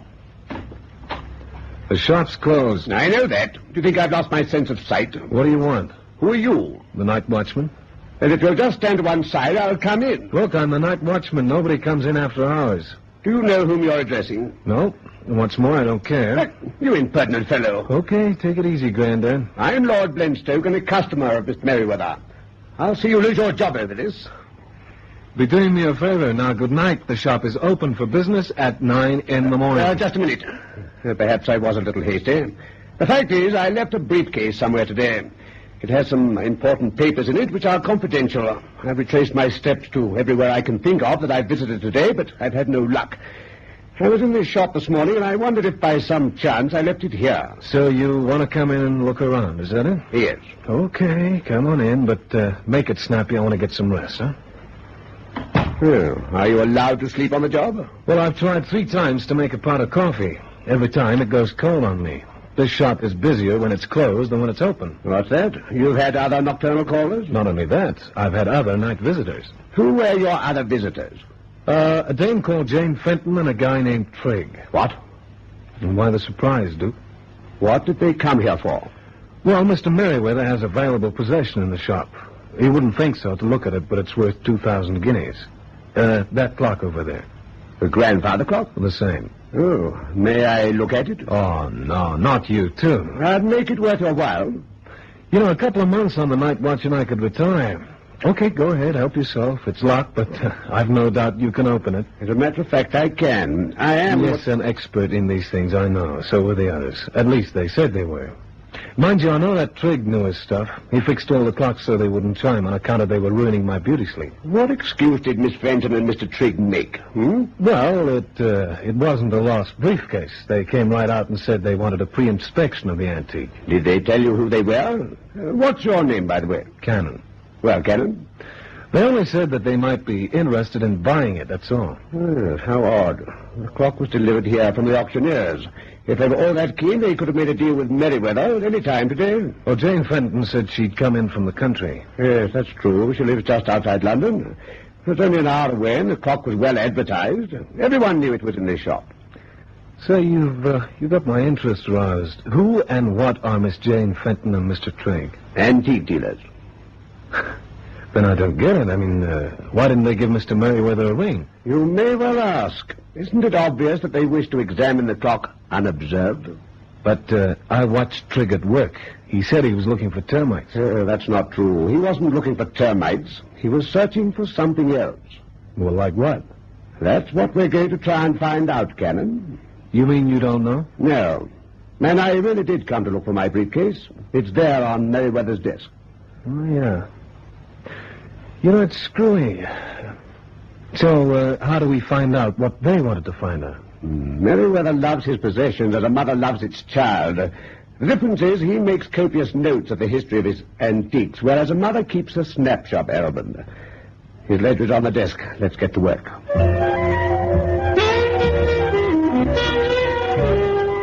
Thoroughly intrigued, Cannon pored over the ledger with Lord Benstoke. The fiery old man attacked the pages with gusto, and at last... I got it. Here, Cannon. It's here. Where? What have you found? Now, listen to this. In 1847, on the death of the Duchess of Pionte, the clock was held under guard by members of the household. Rumor had it that the Duchess's jewels had been secreted in the clock, since no sign of her jewels was ever found, and it was known that they had not been sold. Well, what do you think of that? Well, they were looking for jewels. Or maybe Jane Fenton found them. I didn't tell you that she left in a hurry while I was in the back making coffee. You may be right, of course, but I see no reason why we shouldn't search for them. They must be carefully hidden if they are there. Merriweather must have carefully inspected his prize, and it's obvious that he didn't find any jewels. Then, what are we waiting for? Stay right where you are. Oh, no, not another visitor. Come on, both of you. It's a fair cop, my lads. My good fellow, do you know to whom you're talking? No, I don't, but the sergeant will be interested at the station. I beg your pardon. You made a big mistake, my lads, stopping those clocks. I hear them every night on my beat, but I didn't hear them at 8 o'clock. So I thought, that's funny, and I came to investigate. Now, are you coming quietly, or do I have to use force? Voluble protestations, Lord Benstoke and Cannon were marched off to the police station. It took but a few minutes to establish their identities, and they were promptly released with an apology. Benstoke and Cannon hurried back to the shop in Brompton Road. Oh, vandals! Vandals, Mr. Cannon. It's beauty, lost forever. I don't know what to say, Mr. Merriweather. I mean, the cop insisted that we accompany him. I know. Oh, vandalism is the most evil of all vices. Well, they might find the culprits. I mean, we know that Trigg and Miss Fenton came here. They must have found out about the jewels. A fairy story, Mr. Cannon. I examined the clock myself. There were no secret compartments. Tell me, was this clock insured? No. Oh, holy cow, 2,000 guineas. Who's going to pay the auctioneering company? Well, I can't. I haven't got 2,000 shillings. Gee, I just don't know what to say. Well, the working parts are okay, though. Maybe you could build a new case or something. I mean, Trigg said the pendulum was made of solid brass. He said it'll last forever. Then Trigg's a fool. A heavy pendulum needs a counterbalance. This clock was fitted with a light copper skinned bulb-type pendulum. But what does it matter now? Without the case, the clock is valueless. Mr. Cannon, are you all right? What? Why are you looking at me like that? Mr. Merriweather, don't bank on anything, but I've got a funny feeling that your sentiments about vandals are going to undergo a rapid and violent change.